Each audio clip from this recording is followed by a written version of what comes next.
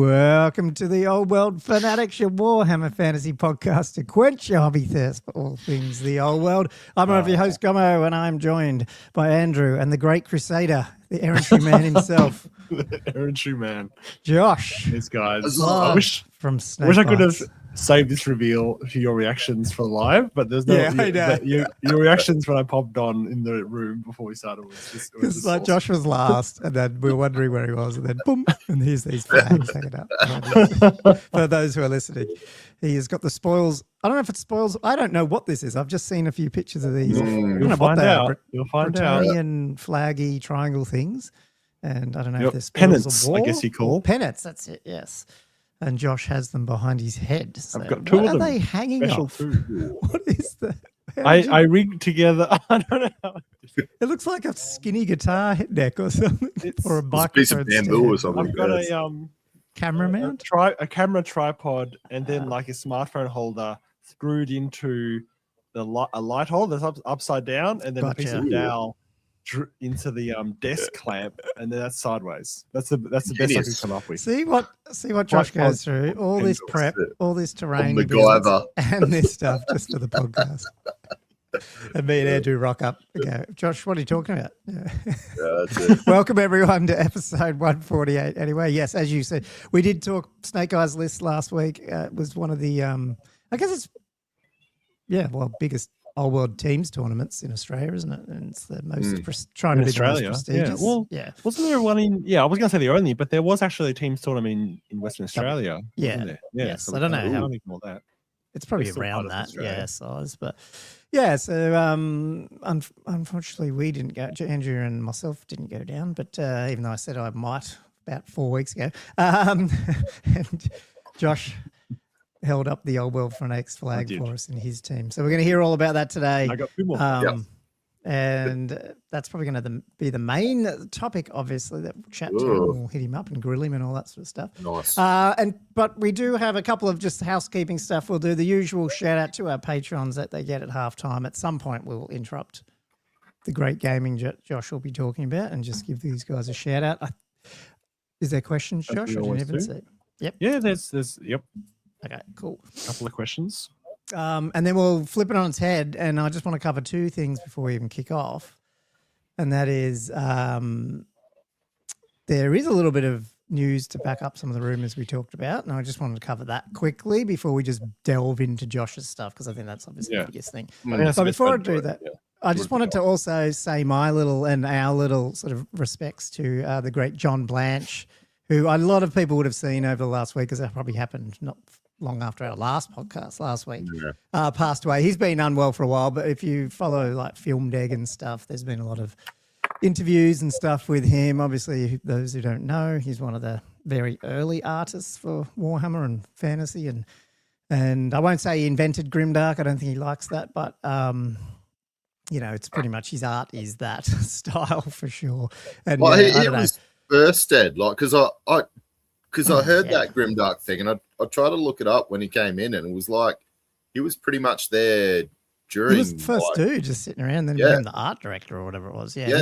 All these dudes who were like 22 at the time or something, or 18 or something, no right to be doing what they were doing and starting out this company, and they did, And I mean, I was skimming through my third ed rule book, and I was just like, because they don't really put the artists on there, and his big pictures like the Golden Demon and these skeleton ones, and obviously heaps of the 40Ks, the Emperor and all that sort of stuff.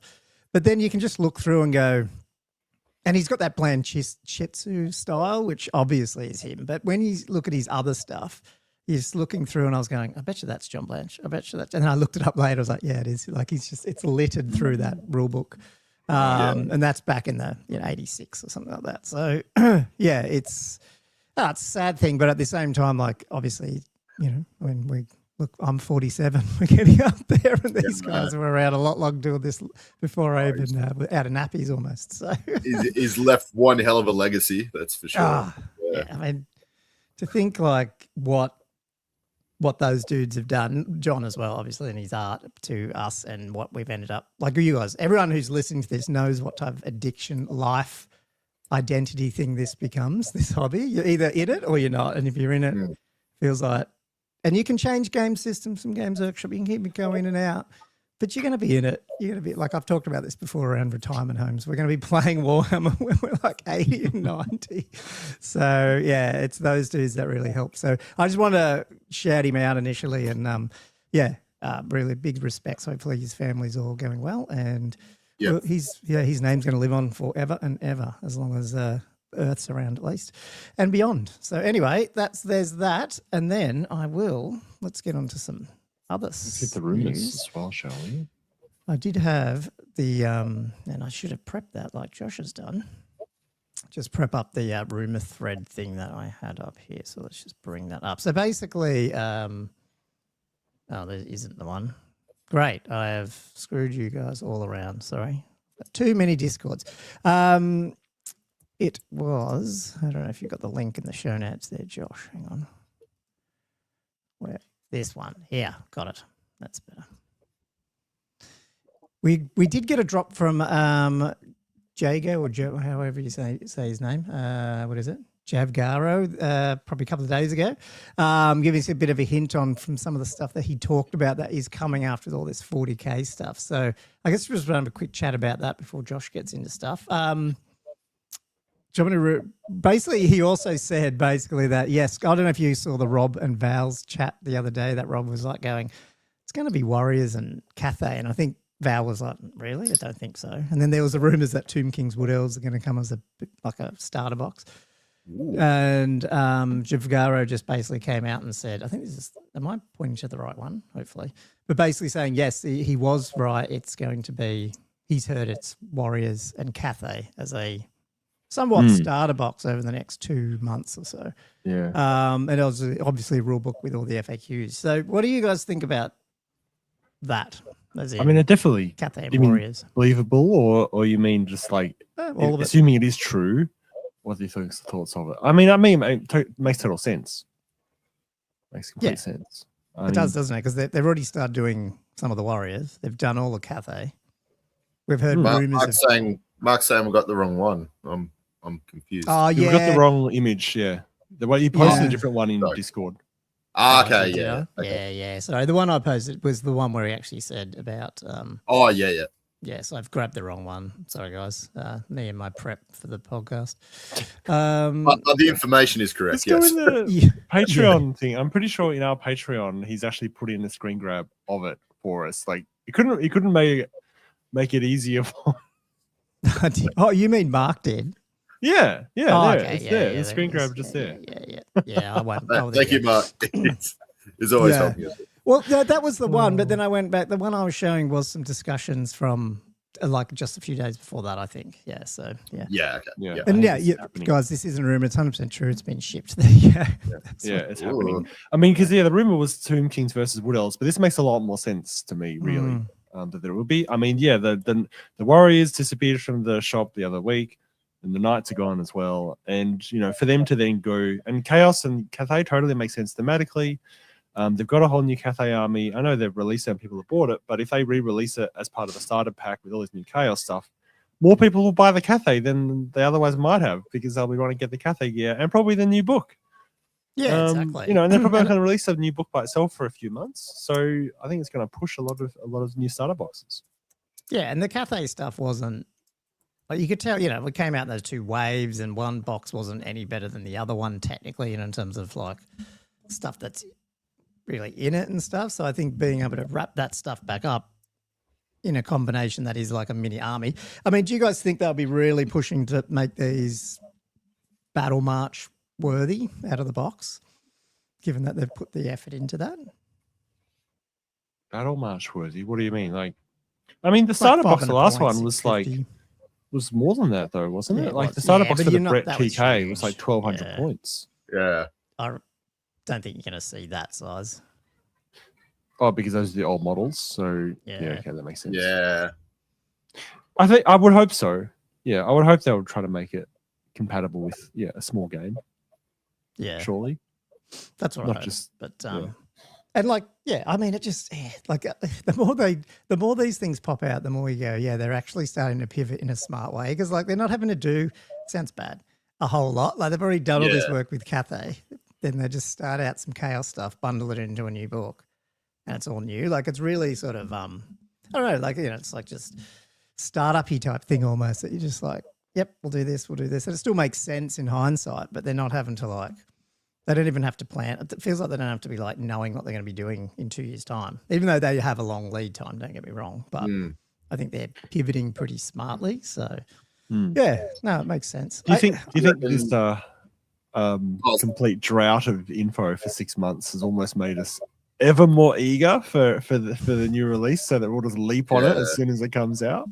Well, you know what Mark's been going on, that there is just so much coming out. But yeah, we're just going to be like, what? We in 3 months going to be whinging that we need a break. Yeah. You get 4 balloons.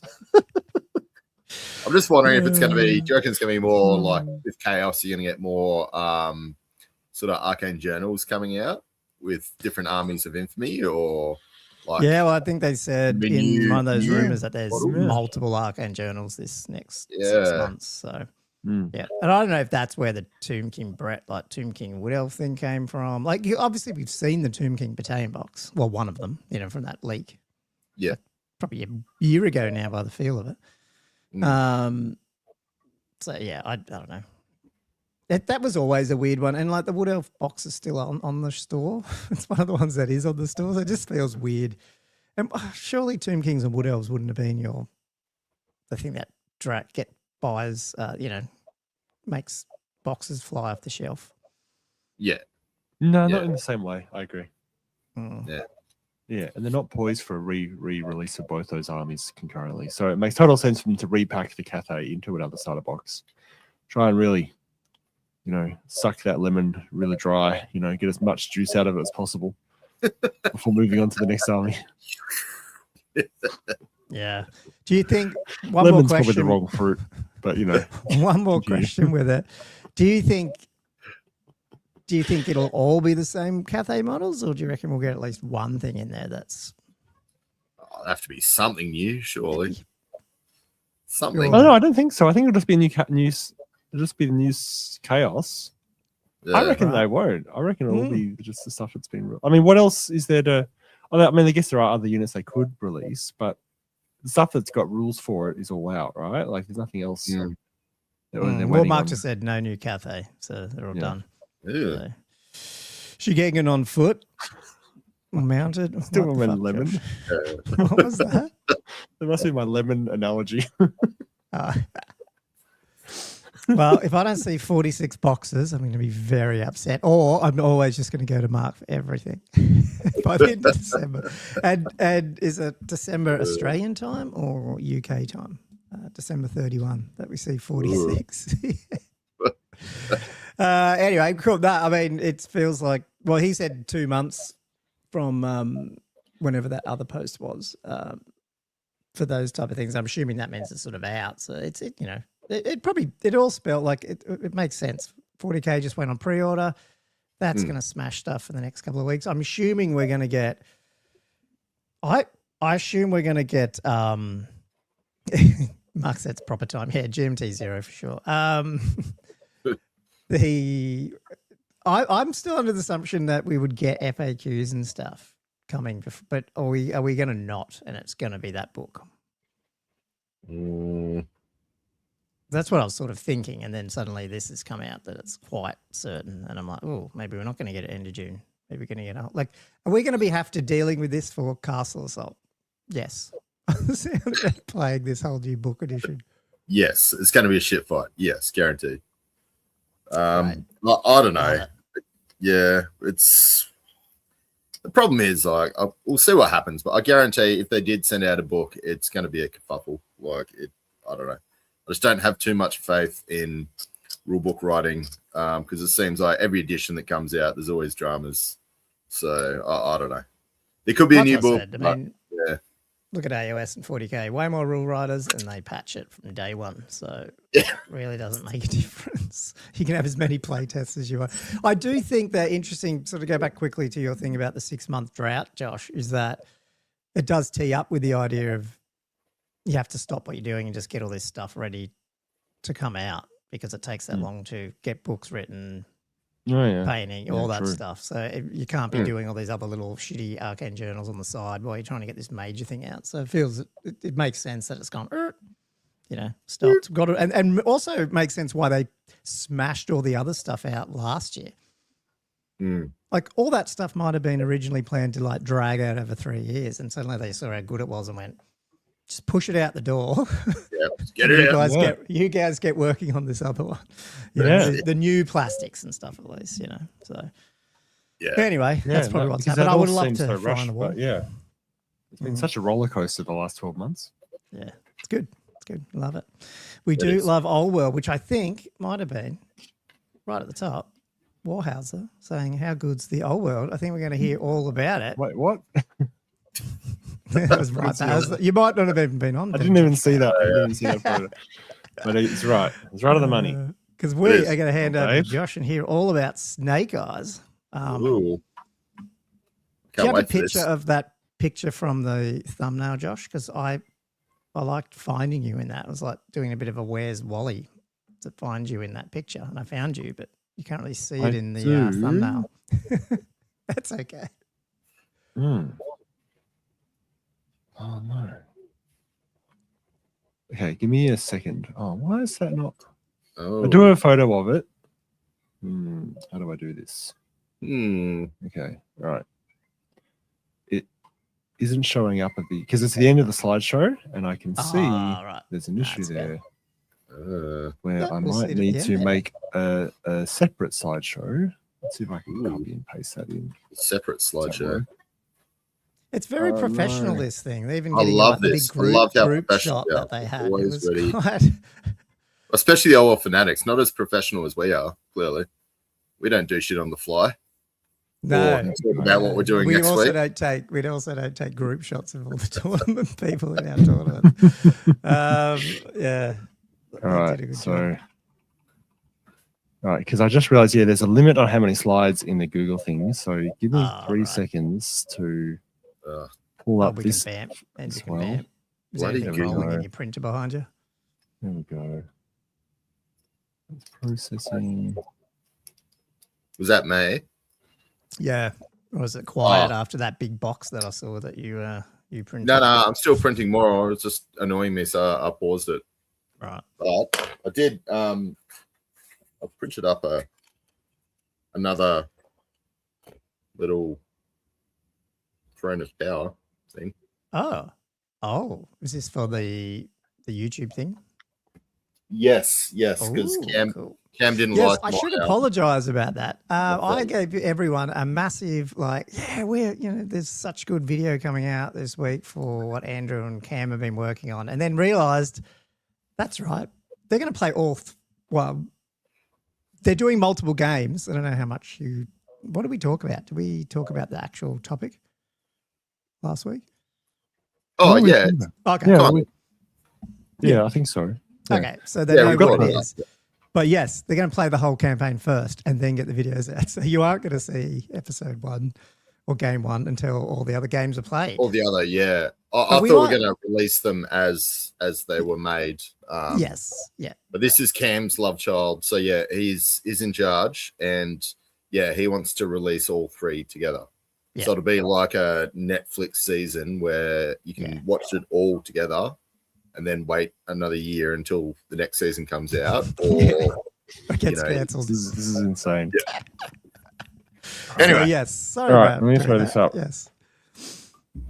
Here we go. That's the photo. That's the ending photo. It is a bit of a Where's Wally, isn't it?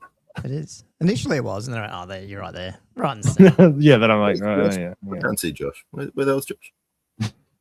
Am I blind? Oh, there he is. Yeah. Could you ever find Wally? Right in the middle, but for some reason I was like looking at the back. I was going, is he up the back talking, or because he's not in the front? And I was talking like, to the War Master guys. In the middle. Yeah. So anyway, that looks good. Yeah, cool. So that was slide 138. That's why I had to split the slides into 2. I didn't realize StreamYard has a 100 slide limit, man. Did not know. Anyway, Snake Eyes. Ooh. Where to start? I mean, it's beautiful. I don't know where to start, guys. It was such a good event. Like, yeah, it was it was really well run by Danny and Lockie. Had a great atmosphere. You know, like we had 10 teams of 4 players each. Going because I had teams of 3 last year, and I think going to 4 teams is interesting. Just in terms of the dynamics of how teams work and that type of thing. But yeah, I had a really fun time. So I was on a team. It was what's called the Order of Questionable Chivalry, with Ben Hallett, Jay Golding, and Matt Salters Klein, one of our patrons. Yeah, so I don't know where to start. Should I just go into a game or not? Game one? Game one. I mean, these are all the tables in Gaming Arena. Yeah, really nice layout. The tables are so comfortable there. You know, really like it. And yeah, this is all the flags. So this is the start of the day. So all the flags are up there. The big champions flag and all these other flags. I looked at them. I was like, I don't really know what these flags are, but sure. But then, yeah, they became more useful as they went on. Anyway, so round 1, we got drawn up against Hampton Games Club.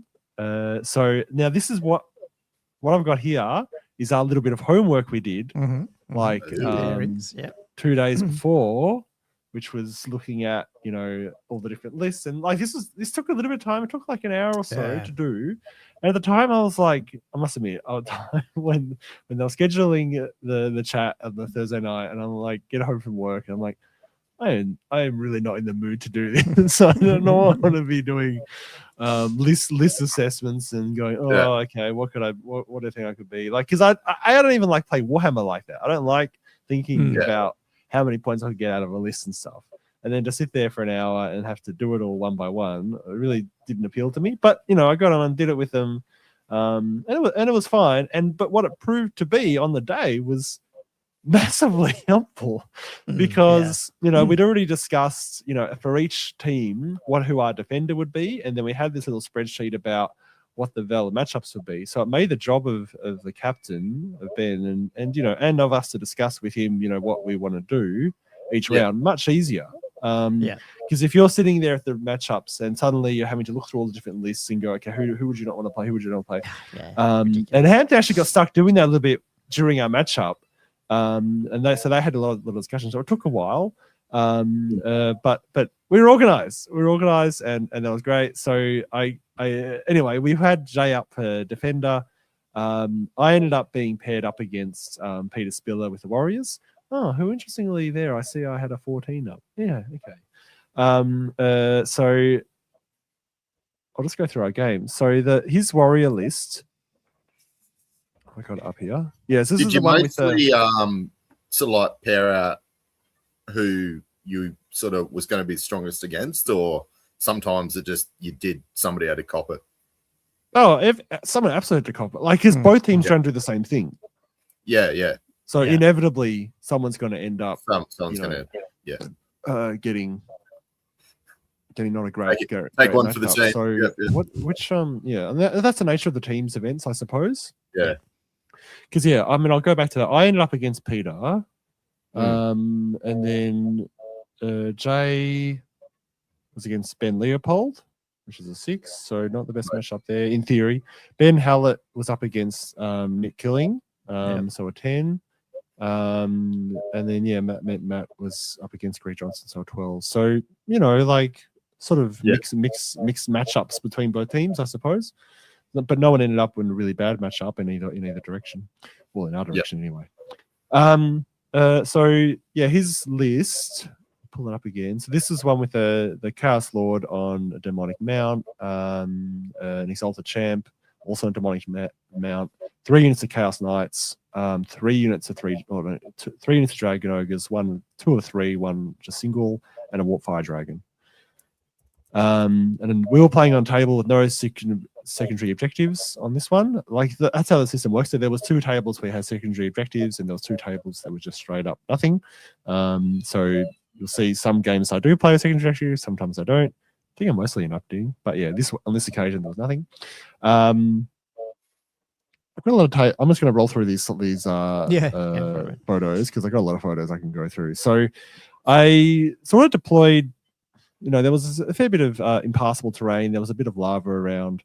I was was hoping to get my general into some of these big multi-wound dragon ogres and just ogre blade them out of the way kind of thing. That was sort of basically my plan. It's the way to do it. Plan. So because he's got a quasi he moves up pretty fast towards me. I've got some Knights of the Realm out on my left flank that end up sort of having no choice but to charge one of the Chaos Knight units. Unit 5, I've got a unit of 7 Knights of the Realm with a mage with Hammerhand in there, which I thought would do okay on the charge going in. I think they ended up killing one knight. And then I guess they got counter too, aren't they? Yeah. Wow. And then somehow lost like 6. Oh my god! Just trying to die. I think what happened was he killed 2, maybe 3 with the riders, and then his horses. I think I just straight up failed three armor saves and wall saves with the horses, and then suddenly I'd lost 6 out of nowhere. Yeah. And I was like, oh my god! Sorry. Yeah, that didn't help things. So that flank started collapsing. Where I feel like I should have been okay there. So on the other flank. Sorry, was that did he go first? Like who had? Because they both got. He went first.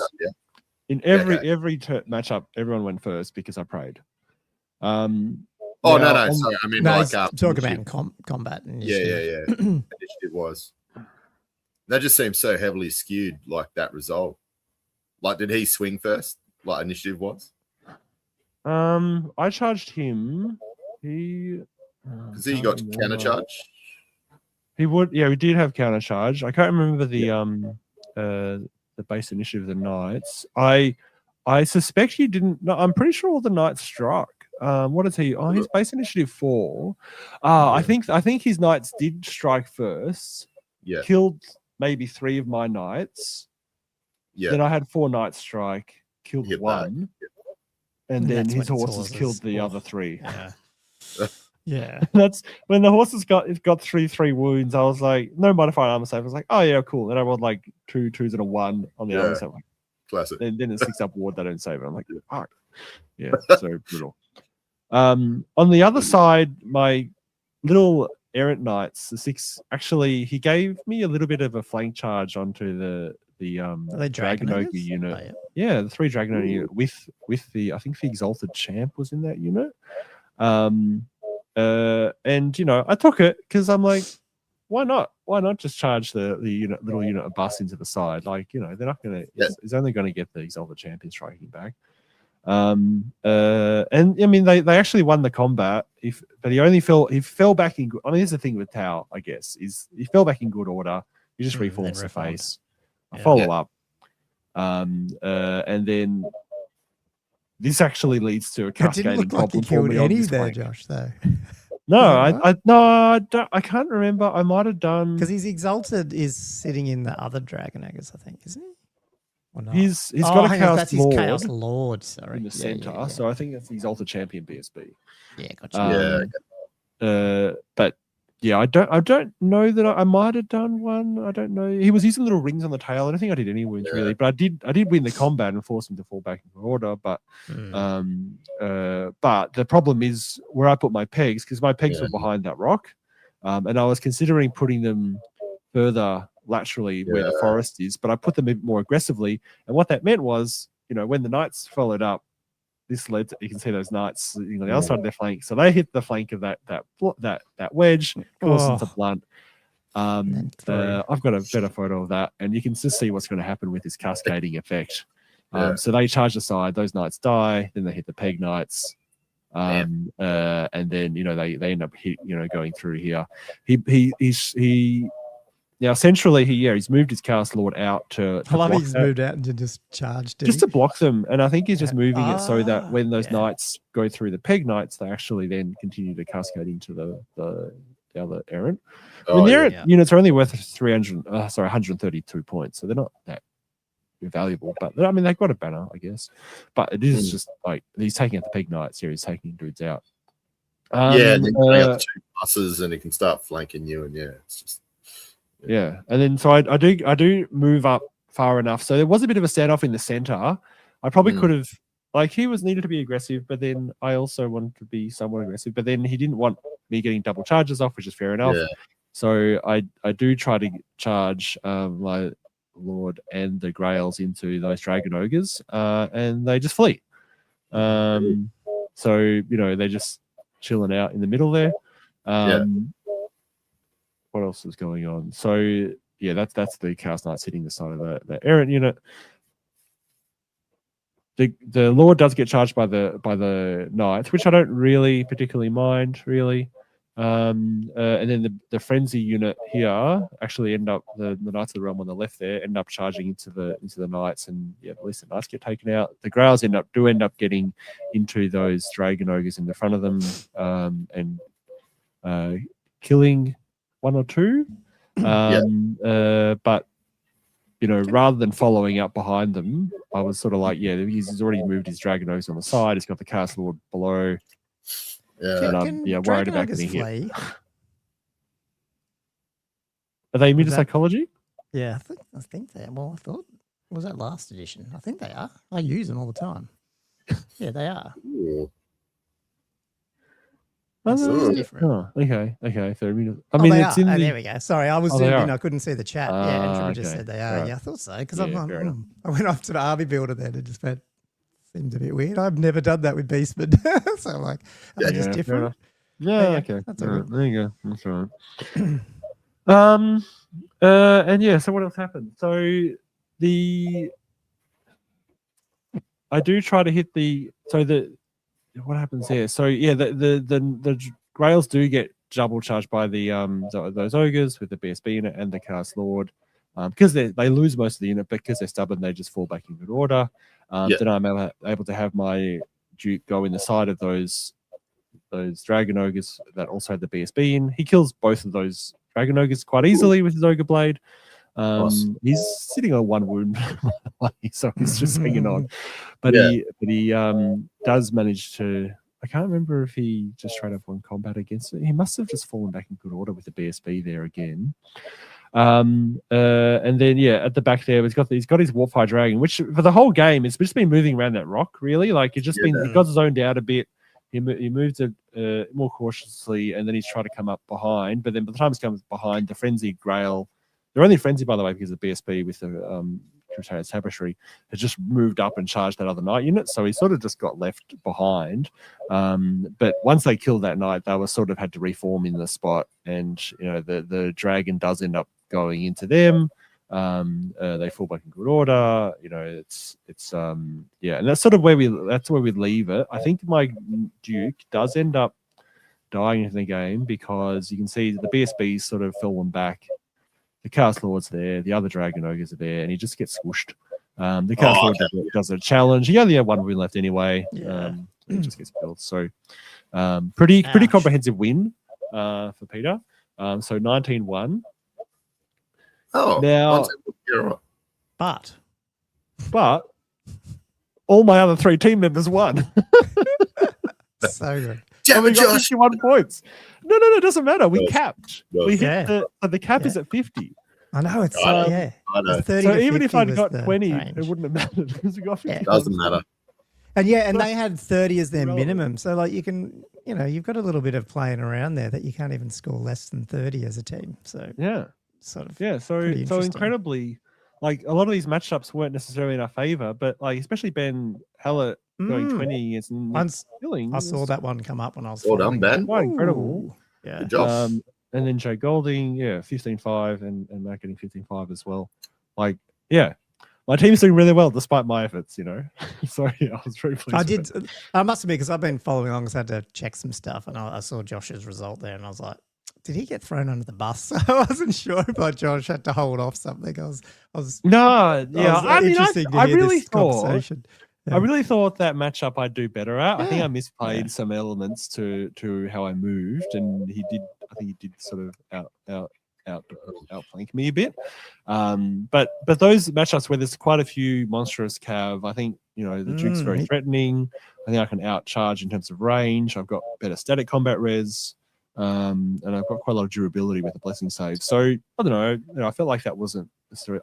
I'd rated it I think a 14 in my favor, on the outset. So yeah. Yeah, I wonder if, like, in hindsight, against, like Dragon Ogres. Okay. Is that your first game against like big units of Dragon Ogres? Yep. Yeah. They're quite deceiving, aren't they? Yeah, well, especially when they got friggin' Chaos Lord Exalted Champion in them. Like, I love the 4 Dragon Ogres, but I might take the Chaos Lord with a 3 Dragon Ogre. Yeah, Exalted Champion. As you saw, like, it's not like I ended up in a straight-on fight with the Dragon Ogres. No. Most of the time they were hitting in the flank, or it was the Duke hitting them by itself and taking them out, kind of thing. Yeah. The only time I had the opportunity to hit them straight on, they fled, which apparently they couldn't have done anyway. But the thing is, it was actually the Knights hitting me on the flank, especially that one flank that actually ruined me. Yeah, and that's, I mean, could anyone have seen that initially? Good Warhammer. It's exactly. Warhammer. Yeah. Do you think my Lancers are especially vulnerable to that cascading effect? I hate it. I can't do anything about it when it starts happening. Your little what are are they peasants? What are the dudes with the bows that you've got? What are Yeomen. Yeomen. They're not scouts or anything, are they? No, they got Vanguard. Okay. Like, I was wondering, like, I wonder if they could have been used more to try and frenzy bait those Chaos Knights, because they're frenzied, aren't they? Yeah. And keep them out of the game a bit. They're all marked with Gorn. Yeah, like, I don't have much mobile in hindsight, but you haven't played that matchup. It's something I've stopped running in Tau. Like, I used to play it all the time in 6. I would always have 2 units of mounted yeomen, as redirectors and chaff, and 8th ed too. But for some reason, it's not something I reach for in the old world. But maybe I should be, just to give more ball control. I feel like with those the one thing the Dragon Ogres, especially with those characters in them, they're not very.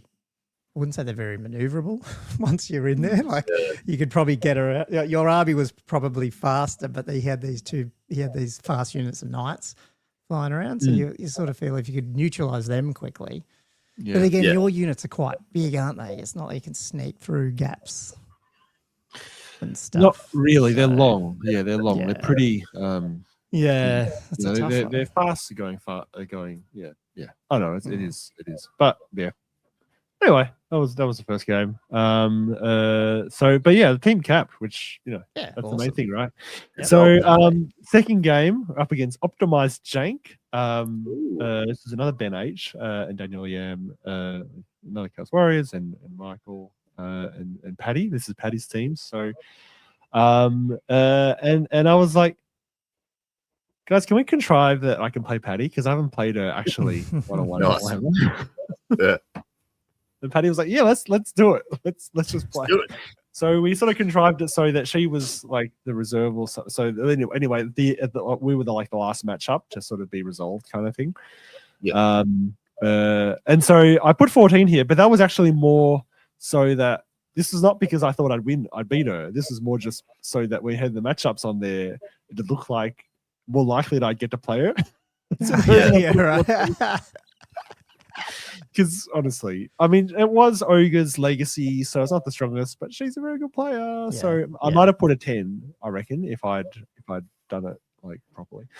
And who else? Let me just pull up the other rounds. So just to go through the other matchups, because it's Optimized Strength. There it is. So Jay ended up playing Michael. So he ended at 8. So this is interesting looking at how the matchups play out because of that. So and then Ben ended up playing Daniel Yam. So 12. So pretty, hopefully a good matchup for Ben. And then Matt ended up playing their Ben, which is a bad matchup. So I don't know. We'll see. We'll see what happens in this one. Playing against Paddy's Ogres. The bland, vanilla, non-renegades ogres. And I did right at the start, we'd finished deployment, and I was like, Paddy, do you want to play Lex? Do you want to play renegade rules this game? What happened? Such a gentleman. He was like, Josh, you realize that's much of my advantage if we play renegades. I'm like, I know. No, I just feel we should be playing renegades. It's ridiculous that we're not playing renegades. No, they didn't. They were still out of earshot. They were all busy doing other stuff. They probably didn't even know. This is probably, if they listen to this, this is probably the first they're hearing of the fact I'm assuming Matt's on here because it seems like he is. Yeah, volcanic. Oh man. So I mean, ultimately though, like while we're on that, to be honest, during the game, we said at the end, it's like she made a list already, and the special rules that you get in terms of what she had on her list didn't really affect the game that much in the end. But yeah, it was still funny that we got to play a Renegades match during a non-Renegades. Nice. And sorry, when you said Renegades, you talk about Renegades 1522 or the most recent Renegades, obviously. So she gets parry and a few minor things like that, and then rolling the extra 6 on the charge, to get impact hit or something. Cheers, like thank you, Black Sigil. No, I was watching one of his battle reports today, actually. Little battle march one they had. So yeah, it's good. Cool. That's so funny. Oh, yeah.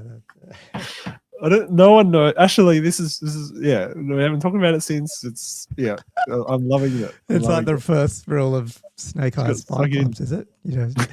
First rule of Renegades. You don't talk about playing Renegades. That's how we're going to sneak it in. Best overall because Josh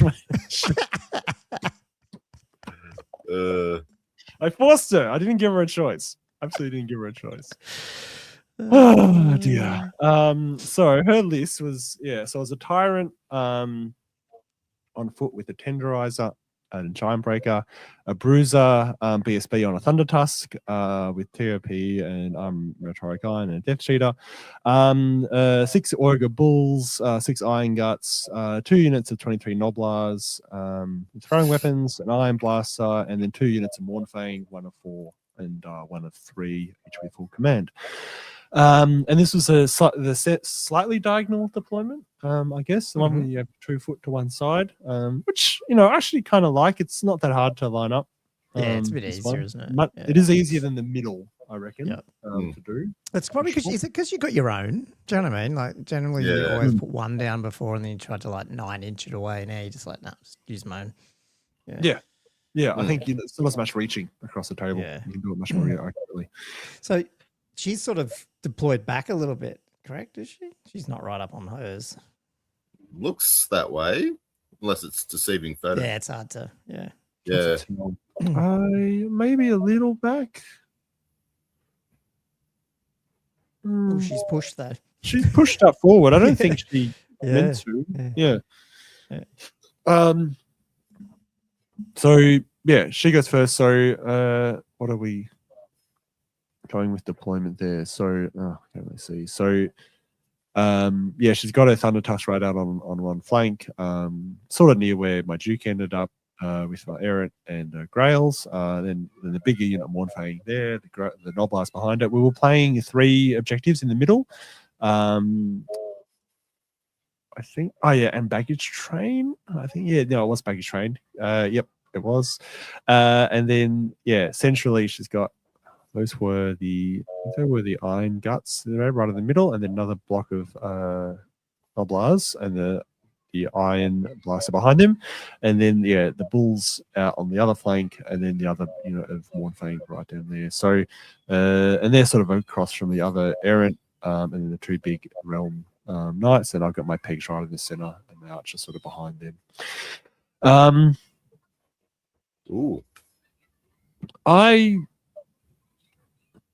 This is the second game where I was just enjoying myself. I was just running. I was just pushing stuff forward, seeing what happened. Push the pegs right up. Because what happened? How did we end up in this situation? Did I end up failing a charge? Because they moved right up. Yeah, I think because I think I was forced into moving those pegs because that Ground Knight, she'd moved it just within the charge range. Oh, okay. And the Duke as well was just shy. Now the Grails I didn't really I can't remember if I wanted to charge or not. I think I did go for it in the end, and the Duke, I think I was happy to go for it too. They both fail their charge, so I actually pushed the pegs right up there, sort of to try to prevent the Iron Guts from charging the Grails. Just like, again, this is probably where some Mounted Yeomen would have come in very handy, because I'm using my Peg Knights as Mounted Yeomen. No other redirectors.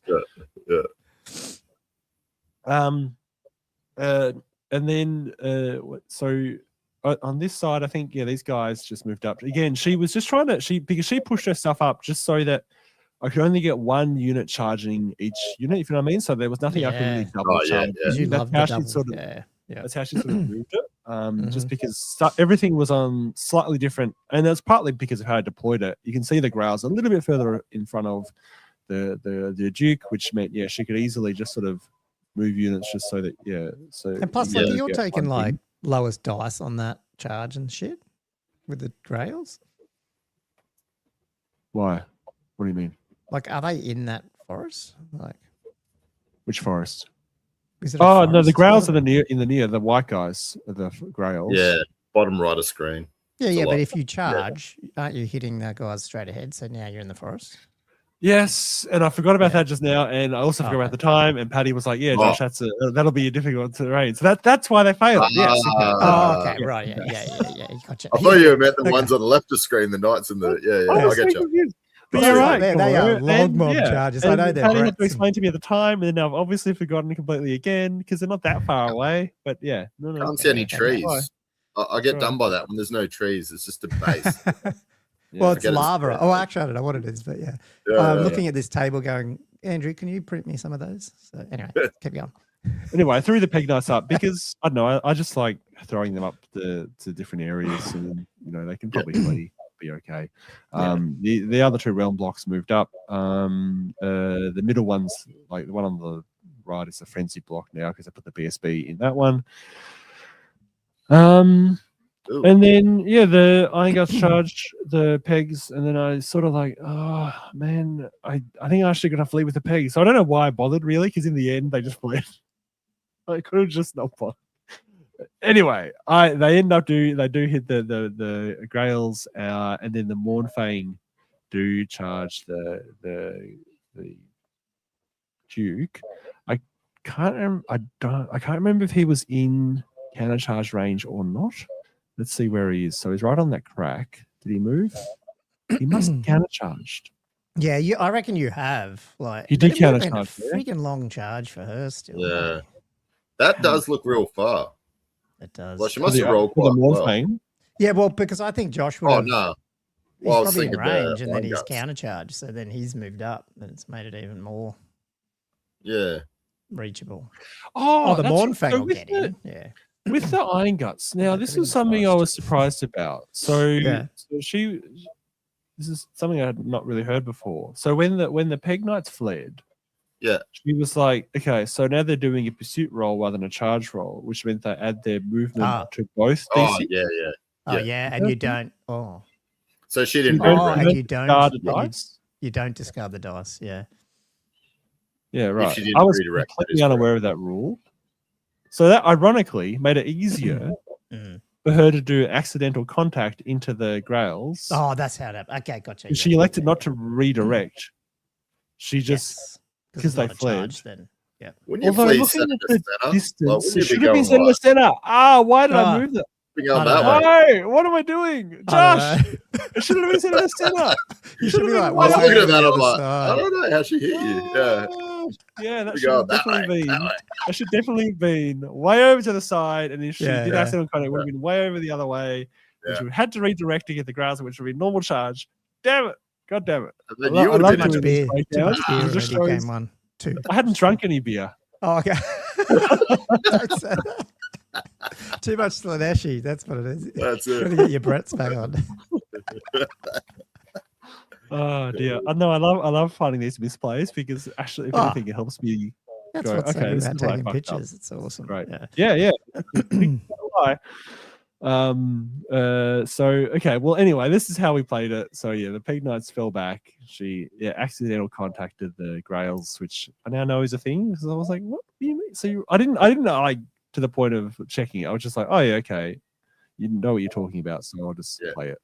I think she's right. I mean, the whole flea thing, and when you're rolling random dice like that, then yeah, you don't drop the charge device. You don't drop the charge dice, yeah. but you still add your movement to it. Like, Yeah. Yeah. You do your full charge range forward. So you add your movement to it like you would a normal charge. Yeah, right. But So you don't. If they flee, you do your full charge, basically. Your full charge move. Yeah, right. But also, you're not even discarding your dice, so because your full charge move would be normally be the highest of the 2d6 plus. Yeah. This is just 2d. Yeah, this would be the full 2d6 plus Rift Ride. Yeah, and if she was, exactly. If she was, she's not though, is she? Oh, jeez. Yeah. So that's really cool to know because I should have really applied that in a later game. Anyway, stand by. Is that right? Yeah, actually, I don't know. I'd have to read that rule. It's one of these ones that it's not fully. Yeah, I thought it wasn't fully like because you lose your movement. Obviously, 1 inch of movement. You still lose that. Yeah. Oh, do you? Yeah. Oh, going to the forest. You're talking about the forest now? Yeah. Oh, how interesting. You have to read the rule about the dice. Okay, that complicates things. Yeah. Yeah, because it's you lose 1 movement plus you got to take the lowest dice. But I don't know if that's charge or charge pursuit, blah blah blah. But I think it's still classed as a charge because they're fleeing from a charge, and then you make your full charge move. I thought still. So because you're still charging, I would have thought it would have been the lowest. Yeah, I'd have to look at that one. I know, like when you're pursuing or like just normally, or like it's a flea, you don't. Yeah, you so don't if a pursuit roll is not affected by terrain, maybe. I don't know. This is why they need a new book, which hopefully is coming and can fucking explain it anyway, better. Oh my god, I'd forgotten this happened. Oh, how many pet Grails died? Like 7 Grails. But isn't this the one with the tenderizer? Is that? Yeah. This is the one. This is where her tyrant lives. Isn't she like strength 8 or something? -3 armor save. Is that what the tenderizer is? I can strength +2, and then she's got giant breaker, which gives a +1 strength. Yeah, right. So it goes to 8. Yeah. Okay. Thanks, Dave. Yeah, that was nasty. Did me round 1.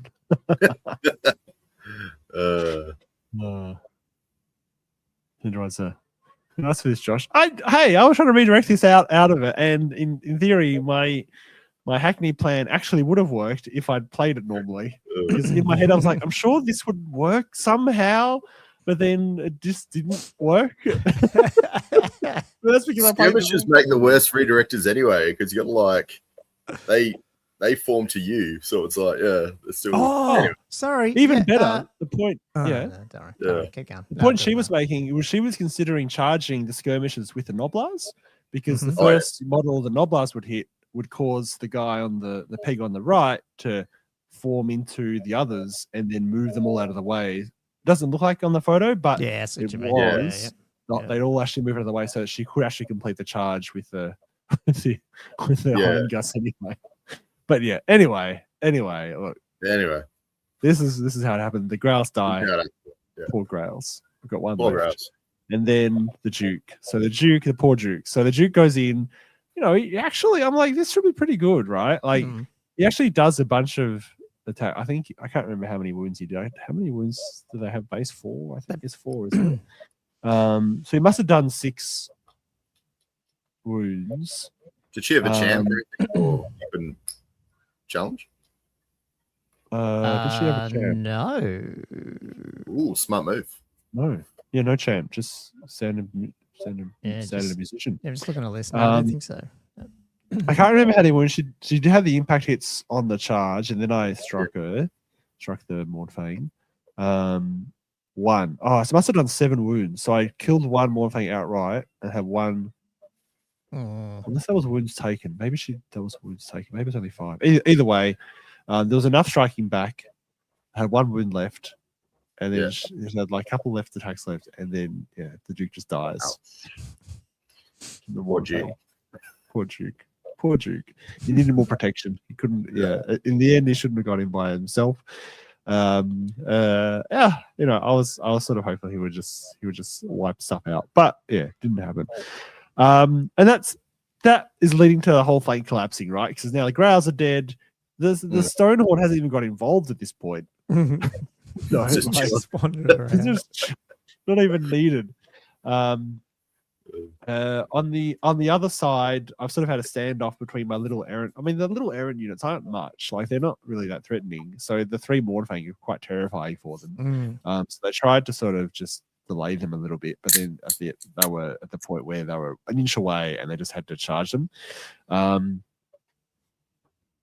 then, yeah, what else happened on that flank? I can't remember. So the other realm, I can't remember how they ended up in that position, whether or not they charged or they actually maybe she just moved them right up. I think she must have moved them up and an inch away, and then essentially I was able to charge. Or they're not quite a flank, so you can see, you know, they're right out there, but the majority of the unit actually in the front arc. So it meant I ended up you got 2 having to, yeah, I got 2 in.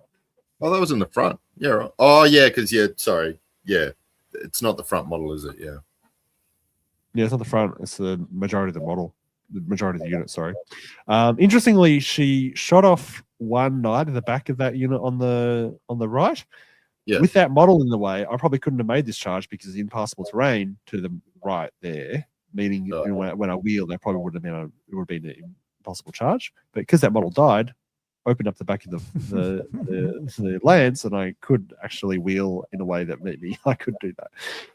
So they both went into the bulls at least. So, you know, at least I was killing some bulls. And then otherwise, you know, it was just Hail Mary stuff at this point. Yeah. So the remaining Grail and the Mage and the Hammerhand goes into the Mornfang with the unit of Errants. They do pretty well, you know. They kill a bunch of Mornfang. I can't remember if they killed off the unit or not, but it was down to 1 there. Those 2 big units of Realm do just mince the bulls, then reform into lines. One ready to take the other Mornfang unit. I think that was just inside countercharge range as well, so I could actually countercharge when the Mornfang hit that unit, which was massively helpful. Because I believe actually ended up winning that combat and pushing them back. Otherwise, yeah, the poor guys at the other flank just get, you know, they're surrounded by ogres from every direction. Yeah, so this Mornfang ended up being pushed back and doing well. But yeah, these guys, oh man, it was just not great. But the other unit of Realm, these guys on the right, they end up heading towards the Noblars here. Nice. And going straight through the Noblars and into the side of the Iron Blaster. Meanwhile, this Grail, I was just looking at that Grail. He's still going really well. So can I just reverse back? So where was he? So he was sitting here at this multi thing going. I thought he would have got killed by those bloody man-eaters again. The Mornfang somehow, I can't remember if he killed the Mornfang or they broke, but then he went the other way. I can't remember if he fled, but he ended up out on his own. The Mornfang was still alive. No, I think I lost that combat. I must have lost that combat, and he must have back there. He must have fled, like fallen back in good order over here. Yeah, ended up being like the center of all these throwing weapons of the Noblars. Just surrounded him. Just surrounded by Noblars. They only kept throwing. There was at least 1 full turn, if not 2 full turns, of just throwing weapons. Yeah. It was quite a heroic ground though. He just would not die. Nice. Just in terms of scoring, if you were in a position to like run him off and hide him, what was the scoring used there? Like, it never even occurred to me. But like, were they doing like 50%? No, 25%. Wow. So you could have. Okay. It was unit of 8, so it was below 25, but still, yeah, I could have saved some points, I guess. Maybe I should have. Anyway, he charges into the Noblars. The other realm just goes straight through the Iron Blaster. Can I reverse that? They killed the Iron Blaster remaining Mornfang. So, I'm actually getting some points back here. Like, killing Sweet. some stuff, but a lot of my other stuff is already dead. So, it's whatever. It's a losing battle. So yeah, they go into the other Noblars in the side. The Ground Knight also charges. Oh, now see, I think I made a real mistake here, guys. What should I have done there? I should have just moved him out of the way. So they charge in this is the same turn. This is the same charge decoration phase. They charge that flank of that Noblar, and he charges the center of that Noblar unit. Yeah. And then what happens is, He's and I just shouldn't, stuffed and then that I think I did it in the wrong order too to make it even worse. So then I played out the other combat, which meant when they overran, they just went plonk into the back of him. Like I literally blocked myself. Yeah. I'm not sure that doing the other order made a difference, but I probably should have just got the Grana out of the way. Yeah. Because it just meant, they couldn't just go rolling into the other unit. And then because they got stuck there, they got flank charged by the Iron Guts. Ended up falling back in order, getting slowly minced. I don't know if that's near the end of the game. Yeah, that is sort of where we finished it. So what was the other mission outside of baggage train? What was the other? Oh, three central okay, I see them. Three objectives. Yeah. Yep. So it ended up being, despite the stuff I killed, I think she got more of the objectives. It ended up being 19-1 to Paddy. Again, two of my other team members won both 2 games, and then Matt got a draw. So despite the fact I lost 19-1, Nice. our team won by 2 points. Loving it. 41. The team must be going all right, actually. Doesn't seem to be doing too bad. Yeah, we were like second at this point. Nice. Mm-hmm. Good job. I think second, or maybe we were third. Yeah, we were second or third at this point. So I'm just gonna keep. What are we at? We're an hour. I'll do this round. Yep. Yeah. And then maybe do the shout outs. Sweet. So then Age of Sigmar dies for this. Funnily enough, this had 2 Age of my of Sigmar dies for this too. 6 campaign compatriots, being Chris and Hugh, Chris Warden and Hugh Evans, who I know pretty well, but didn't end up getting to play either of them. Who I got to play was a mysterious fellow named Ranking. Ranking loser. And Did you ask me about that?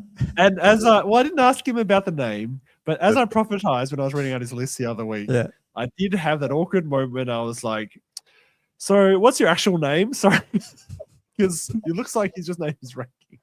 Like, my name's Aaron. I'm like, oh, "Cool, okay." He was a nice fellow. Name's Ranking. What are you talking about? Imagine he was like, "That's Ranking. What are you talking about?" It's Ranking. But he hadn't played. He played the last Snake Eyes, and he hadn't played any Warhammer until Snake Eyes. Okay, again. cool. So he's Nice. just keen for it. And it was interesting. This is a topic that's in this Patreon question, and I really definitely want to address it about what team events are like versus singles, and new players and that kind of thing. And I'll definitely go into that because I think it's an interesting topic. So who else? Sorry, because I ended up against Aaron. So for me, that was a reasonably good matchup. I mean, as you can see, there was a fair bit of green here. So I think we felt this was a reasonably good team of matchups. So Ben Haller ended up playing Chris, which is a 10. Okay, so Jay ended up playing Q, which is a 12. And then Matt played Ryan, which is 15. So overall, probably, matchups in our favor, I suppose. So he was running the another Warriors of Chaos list. Oh, he had the Shadowlands. That's right. Wizard. Yes. Yeah, Shadowlands Wizard. Yeah, so he had the Lord on a Manticore.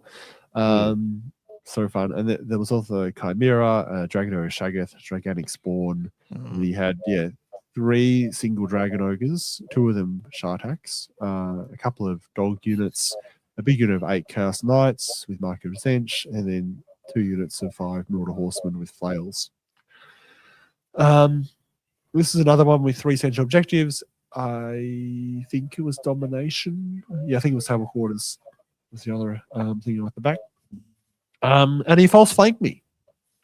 So he had so many little single drops of the dogs and the dragon ogres, he was able to just deploy, wait for me to put all my stuff down.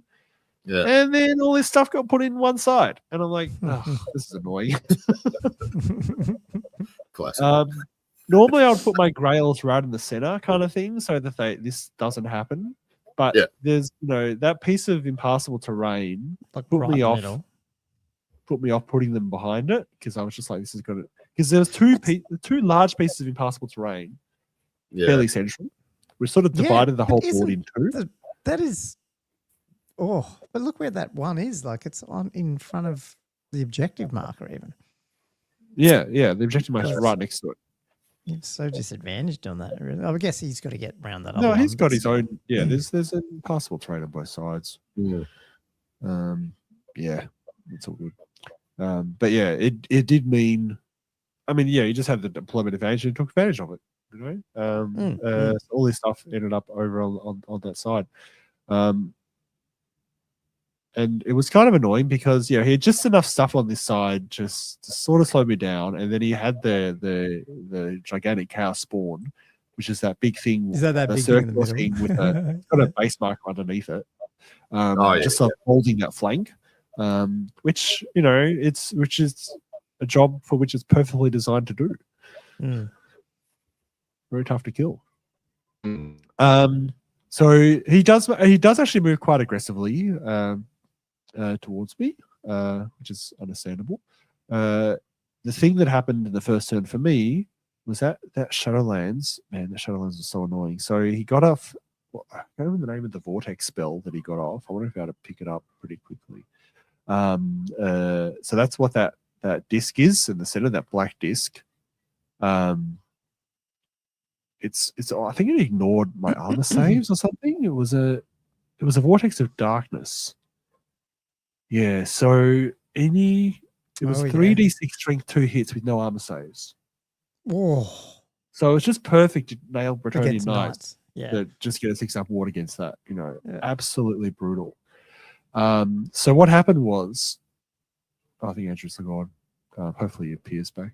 What happened was he moved the dogs up. So this is my frenzied unit. So unfortunately I had elected to put usually I start the game with the BSB outside the realm, just because I don't really want baiting. And for some reason, and I regretted it pretty quickly, I was like, he's got all these big monsters and stuff. I'm worried he's going to move at me pretty quickly. So I'm like, I'll just put the BSB in the unit to start with. What's the worst that can happen? But I mean, like all the odds are on here. Like that spell's good, but also you actually need to touch it. But then the way your lances are built, like you are going to touch it, and then you're frenzy baited. This is not where the Vortex started. It's only 15-inch range. Oh, and it has actually moved there in front of my unit. Yeah. Started my turn. It scattered there, clipping my unit. And landing hit you on the side of the lance. It's like double. Yeah, wow. So, and then he's got the dogs right in front, which means that it goes over the top. It kills a number of knights, and then I have to go through it again to charge the dogs because I'm frenzied. And you don't get. You get 4 knights dead. Yeah, that's crazy. 4 knights straight up dead, like first turn, and I sort of didn't have. Any agency to deal with that, really. Like it just sort of happened. But I mean, it was just a lucky type thing. Yeah. It's where that's just how it goes. Now he did also. I think I've got the photo there. So my Duke and my Errants are actually in this Dragon Ogre here now.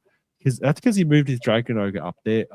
It was actually not that far away. Like it was only about 13, 14 inches away. Which even though my Errants are in a forest there, because they get the extra inch on charge because the errantry and they can still reroll the ones, it's certainly a doable charge. And he positioned his Castle of Manticore right behind that ogre. So my Duke, happily took the opportunity to get into the, I feel like it's a reasonable matchup for the Duke with a lightly tempered ogre blade. You hit. I think it's close up with that bloody template. Andrew, I lost like 4 guys on this template. It was so annoying. Straight up. Oh no, that was before. I think. No, wait, hold so on. you've lost 4 and then you've charged. Have you then taken more? Because you wouldn't have. Yeah, I think the 4 dying was when it first moved over.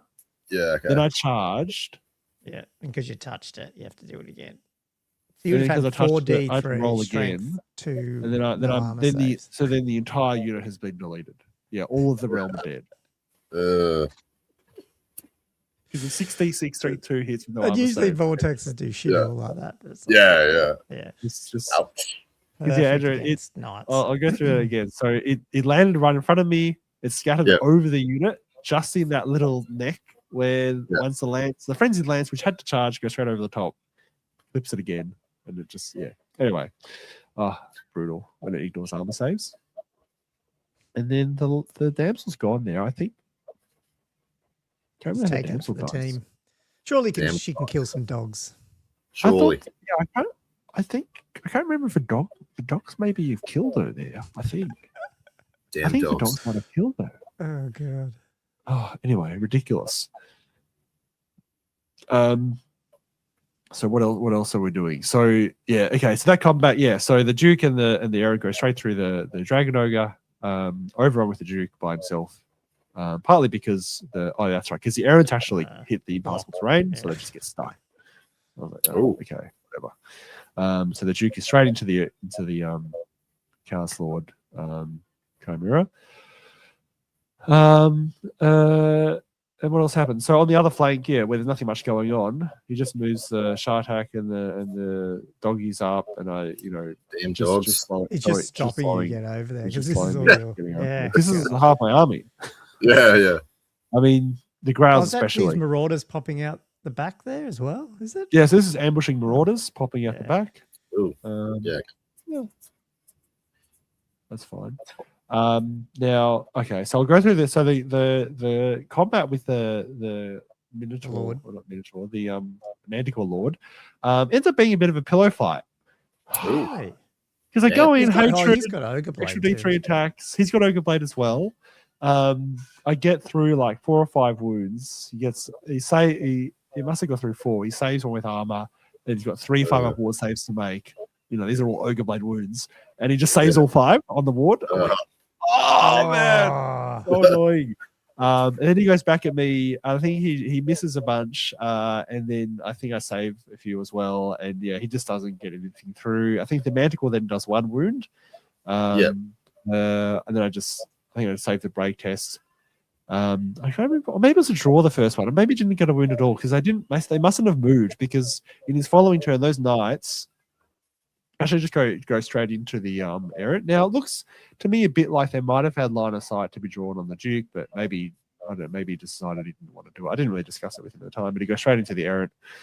I think he felt that was a better target to get rid of. Because that's a massive unit of knights with the mage in it as well. And then the Chimera goes into the archers as well. So those archers on the bottom right, the Chimera goes straight into them. He kills 3 archers. I'll go through this step by step. So he kills 3 archers. I don't do a wound. I have a rank, a banner, outnumber. Chimeras are so shit. Close order. He loses combat by 1. He flubs the break check. The Chimera runs away. And then on my turn, I don't know if I've got a photo of it. I Lucky will they're cheap. address this. Yep. So on my turn, these peg knights, they're actually only they're closer than they look. They're only like 18 inches away from the Chimera. He just declare a charge on this fleeing Chimera. He rolls an 8. The Chimera's popped off the board. All from these archers. These freaking archers. Those archers, that block is solid. You need to kill it with proper stuff. Although I wasn't hitting Chimera to bounce off them, but I was pleasantly surprised with how well they did. So the knights in the center they just reformed after they kill those errant. I can't remember what this dice was about. Actually, there's a lot of 5s and 6s there, but I'll just keep rolling. Josh? Do you reckon that night block you could have gone in with the Peg Knights, or it wouldn't have been a good day for the Peg Knights? Oh, if I'd charged them then. Yeah, into the that Chaos Knight block. So I think when I had the opportunity to charge, it was now. So like you mean like a straight charge? I didn't. Yeah, so it wasn't on the side. It would have been a frontal charge. And you got no furious charge there. Too close. Oh yeah, pretty close.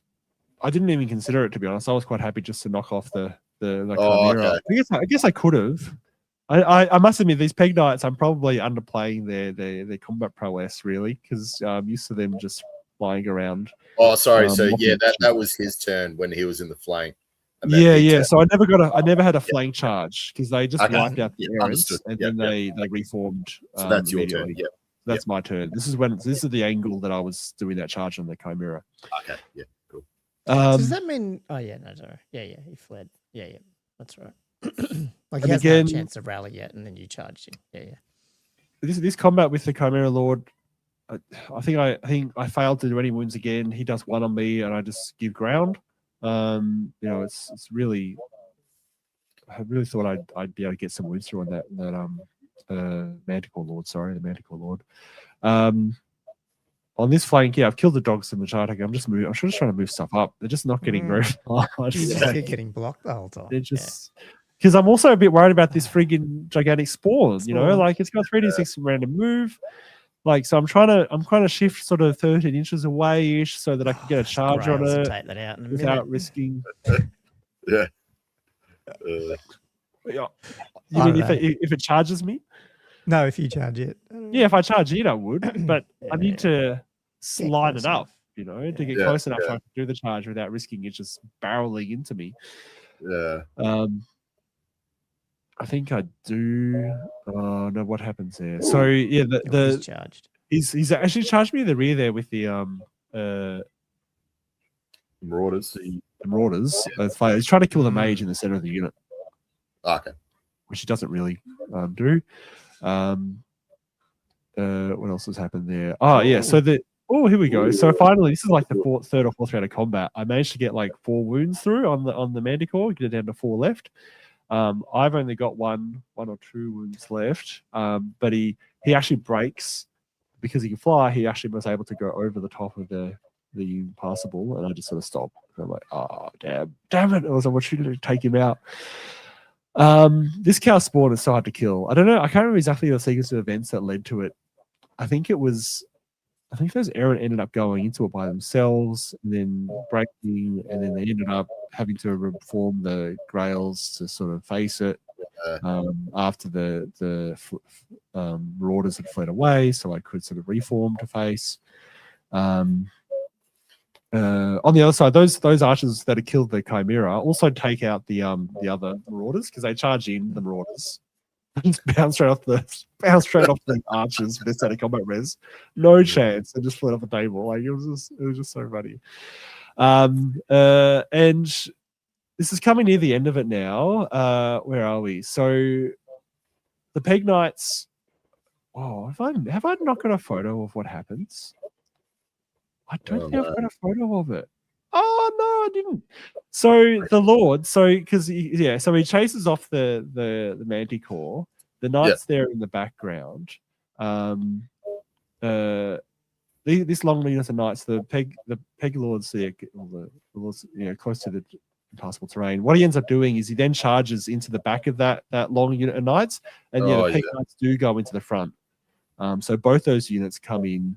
I think my Lord ends up in a challenge. He does like max overkill on the champ. They end up. He rolls a break check. He actually rolls above leadership. The whole unit of Knights just flees. So you can see them at the bottom of the screen there. They pop through, so I don't actually get to catch him. The Peg Knights end up. I don't think. Oh, that's right. The Peg Knights didn't actually roll high enough to catch the Knights, but they end up landing on the Shaggoth, the Dragon Ogre Shaggoth, which hasn't done much this whole game.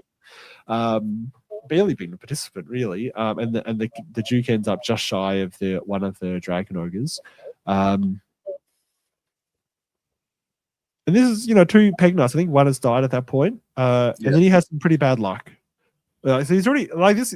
Poor Aaron. He's Like he had the good luck at the start with the vortex taking out my unit. The Nemesis stand has been downhill, so the Chimera's off the board, and he's starting to get a bit irritated now because the Shaggoth, he loses combat by 1. I think I can't remember exactly the numbers, but he lost combat by 1. Just rolls an 11, breaks, just gets run down, runs off the board. Then the big unit of Knights fails to rally. I think then he rolls like a 2 inches, so then they keep running, but only 2 inches, so they're just shy of the table edge. But then that final peg knight just manages to just charge them off, like just push them off, charge decoration. And then so his Manticore obviously rallied.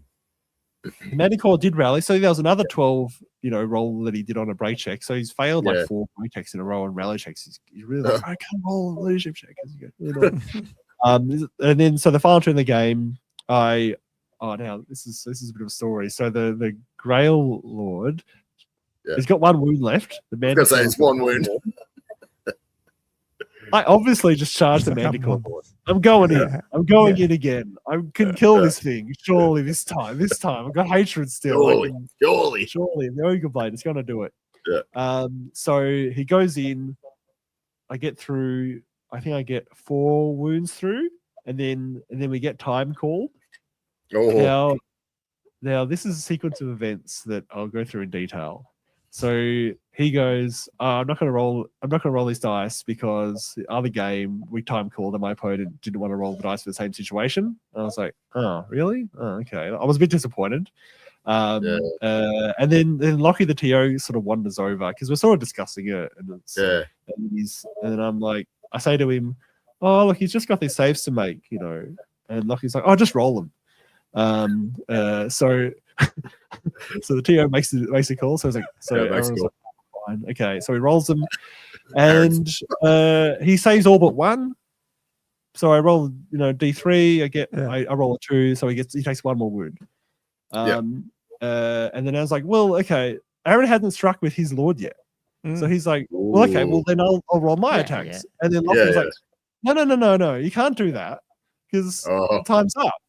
I was like, what? But you just let me, do my And then me and Aaron essentially overruled Lockie, and I was like, no, mate, you do it, because that'll be so unfair.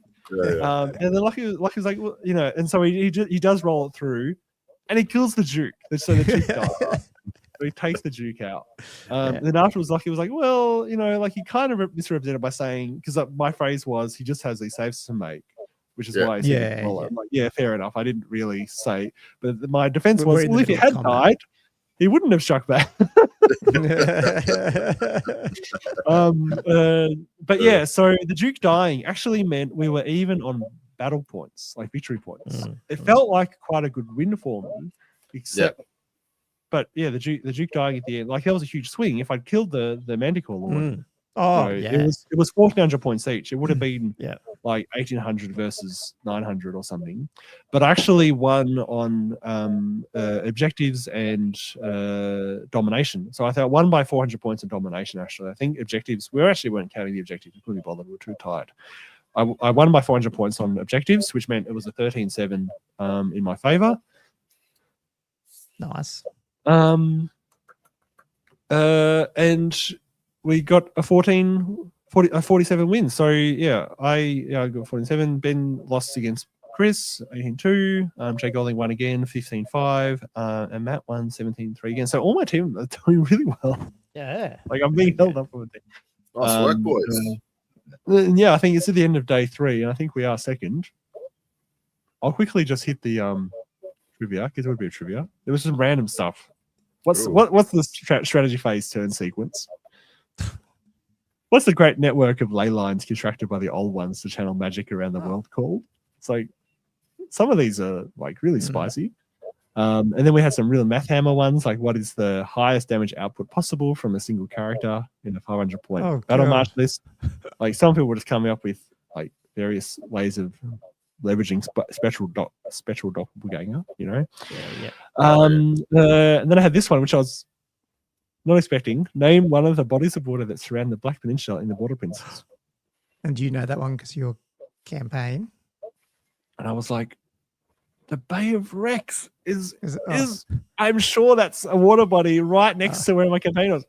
And it was. I got this one right because it's in the center of my 6A campaign that I run for a year and a half. Nice. Nice. I love it. And Danny was like, Josh, how the hell did you get this very specific geometry question? Well, It's right near Monte Castello.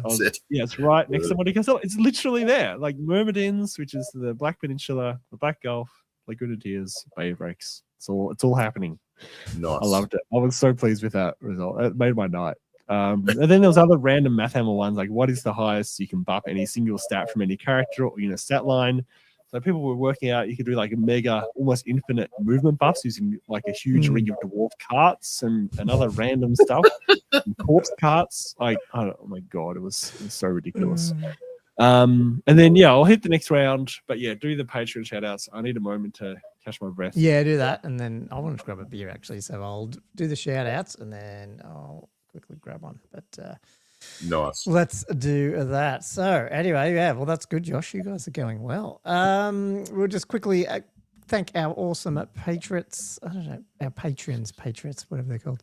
Patreon just joined our accounts somehow. There was something they just changed. I don't know if you guys noticed that, but apparently our creator and other account has joined, whatever that means. I have no idea. I just keep getting prompts. But we still have our paid patrons, which we will give them a big shout out. I think there's a couple of questions. We're going to do your games before the questions, Josh, or is he gone? Doesn't matter. Okay. A big thank you to Jason. The questions will be last. Okay. Jason, thank you, Snake Eyes. I can't read the rest of it because my thing has changed. So sorry. Sorry, well, I'll come back to Danny's because I can't read it all. Zephyl, Sexy Dan, Hobby Horse, Mark Hewitz, Shabismus, Ambler Doom, West Sydney Wargamers, Feud Owner, Vinny, Cathay Balloon 115, King Passion, The Mustache, Rash, Tom, Pickard, Not Matt, Jess Tours, Adam Lamb, The Orange Juicer. Oh, man, this is really stupid. I can't read half these fucking names. So Orange Juicer. Oh, yeah. So from the people who brought you one man and one glass monolith comes a nightmare on Monolith Street. It's so frustrating that patrons change this layout, and you can see it on the frigging, I can see it all on the website, man. And Danny's was, thank you, Snake Eyes attendees. What a blast. See you all next year. Good. Firebird 7137, Peter Holman, Mark Langley, Matt Hidden, The Old Warrior, Silver Dave, Sporadic Sanity, Mark, Nick, Graham Bounderbosch, Chris Ballard, Ben, Cam the Dentist, James McKellen, Liam Fallon, Jay McBride, Flatworld's Edge, Sexy Jelly, Keel Herd, Tommy Dogs, Matthew Klein, Perfidy, Griff, Jess Tours, Wood Duck, Nananum, Daniel Broadstock, Elliot Richam, Gilthos Draconos, Diesel, Denny Gamer, Robert Z. I'm going to click this button and look at it. OG Well, Battlefield 6 tutorials. What? Do you know what that means, Ed? Yes. No, yes. Okay. OG Perla. Then OG Perla. Does that change? Has that always been OG Perla? I believe it has, yes. OG Perla. OG Perla. Bobby looking like homeless Ronald McDonald, still Gherkin in Gunwich. Yeah, I love it. Here it is. Zen Fox Games battle reports are better than Old World Fanatics. Yep, love it. Love Todd Lloyd. Love it. He did come back to us. He did. He said in the comments, this is the only Patreon that reads out his name. So I don't know. Yeah, so my theory was wrong. Okay. All good. He was just trying very plausible theory, but yeah, absolutely plausible. Mm. Yeah. I'll let you just start talking about your matchups. I'm just grabbing a beer. I can't wait for this one. All right. Wait. Oz team. Yes. The professionals. The professionals. Look at all that red and yellow and orange. Don't do one at a bar this, did they? No, we did not. No, we did not. Old Ben's the only one that's is like, bring it on. Let me just pull up the round. So oh man. So who got who? So yeah, Ben ended up with Mitchell Bartlett. So that's in theory a pretty good matchup for us. Jay ended up against Travis. Where is he? So Travis Graham. Yeah, so 10. So again, in theory, that's 2. That's relatively positive for us, considering how much red is on this table. Yeah. Matt ended up against Jamie Payne again, another 10. Yeah, another 10. Which meant I ended up playing good old actor. Taking up the team. That counts. The big old red 5s. Yep. And this is day 2. And I've gone 19-1, 19-1, and then 7-13. Well, yeah, so two losses, 2 big losses, then a win that was sort of fortunate. So you're submarining. And I guess if it was a singles tournament, totally. But my team is actually doing really well. Like, we're coming second overnight. Oz team was first, so we knew we would be up against them today. Yep. And then so overnight, I'm looking at their. Maddie's like, Josh, you read the loop. No, I'm mentally preparing myself. There's no loop going on here. But when you're looking at it, so yeah, I did sort of look at their list overnight and be like, okay, yeah, just to make sure I knew what everything did. And then I think I had a different mindset for day 2. Because the first 3 games is YOLO'd. I was playing as a singles game, really. I was just playing for fun. I was just like, yeah, whatever. I just want to play Warhammer. I don't really care too much. But day 2, like, our team was doing pretty well, and coming against serious teams. Josh. Did this come out in a conversation? Around. Like, this is Joshua's. No chat. This is Joshua's internal philosophical revelations about competitive Warhammer and supporting himself appropriately. Just internal reflections. Yeah, Mark. This is the team for Worlds. So yeah. Jake will give me the crap. No, not really. Now, so actor. So yeah, so I'll go through this list. So I'll wait for this. I guess what I'm prefacing is that I go in this with the mindset of going, okay, I actually have identified this as a bad matchup, and so I want to try to do my best in a team's environment, essentially. Yeah. So he's got a list where it's a double mouse necros, level 4, level 3, one with the scepter and one with the skull staff and spell familiar. 2 tomb banshees, a white lord with helm of commandment, 29 graveguard with the Drakenhof banner and magic resistance, 2 units of 23 or 22 zombies, 4 spirit hosts, 4 blood knights, 6 blood knights and 6 hex wraiths. Hex wraiths. So, and this was the deployment that was 2 squares. I'm glad I had a break, because I did like this game was good. So 2 square deployment. We had how many secondary objectives? There was 4 strategic locations and baggage train. Right. So I'd never actually deployed this deployment shape before. This is the first time I'd actually used it properly. Oh, this is the 4 boxes. Yeah, the 4 boxes with the 9-inch center that's clear. Yeah. So that was a slightly weird one. You can go in both, can't you? But you both just gone in one. No, you have to go. You roll off which way, and then you both go. Oh, each other. Yeah. It's a bit confusing. Yeah. I've never actually played that one. Oh, we played it at. Well, maybe you weren't there then. We played it down at thingy, Western Sydney. Yeah, but maybe you were. I probably looked at it, and then we just did. Close encounter. Battle line. Yeah. All that. Yeah. The interesting thing was, so the shape of this board, because this is the same table as I was playing last night. Yes. You Yeah. look at those big pieces of impastables in the middle and that type of thing. Now, on the battle line deployment, it split the table in 2, which meant a false flank worked really well, but the game otherwise sort of played okay. In this environment with a close encounter, it sort of divided the armies a bit. Like those 2 big pieces of impassable in the center. Get through it all. You can't go down the middle. Sort of, it prevented anyone from going straight down the middle. It's so thematic. Coming off the ocean, it's like, this is awesome. Yeah, there's some comments coming through. I love playing appreciate that, and this is a great map. Yeah, I think it is. I need to get that map. Looks cool.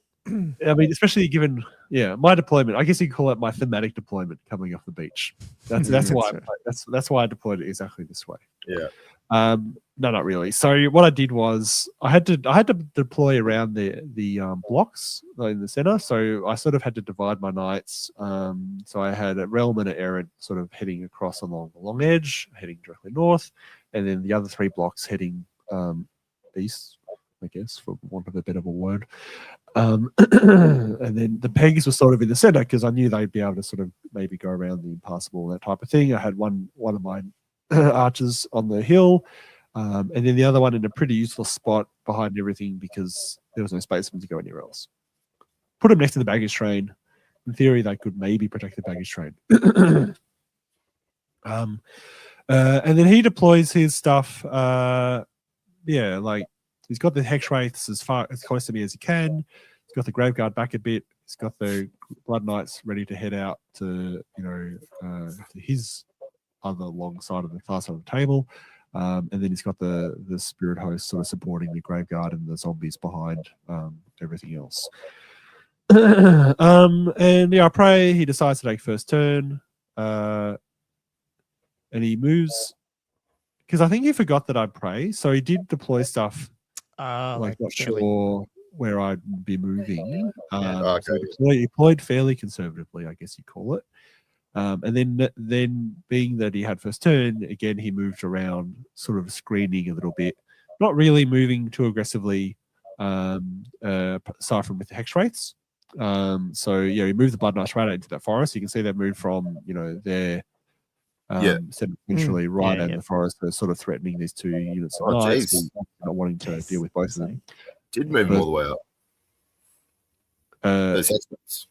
Yeah, because they triple marched, sorry, the hex wraiths. Yeah, the hex wraiths. Now the hex wraiths were a different story. So they obviously went straight in, because he was just looking for went straight holes in my line of sight in my arcs. Lances. So he went straight over the peg knights. Killed one. Straight over the peg knights. Killed one. That's your lord there, bud, isn't it? Yeah, so that's before. So he moved them. So where those peg knights have been moved in my turn. So in his turn, he moved the hex wraiths over there. Yeah. Now what did I do with those pegs? So it must have, because were those pegs on the hill? They were just in front of the hill. So he must have moved the hex wraiths next to him. Yeah, maybe I should have just charged them. Anyway, I moved the lord right up next to the hex wraiths. Oh yeah. Because I don't know. He's got 4 wounds. He can take a hex wraith hit, and he's got 360 arc, and hopefully he can just get him. That was my plan.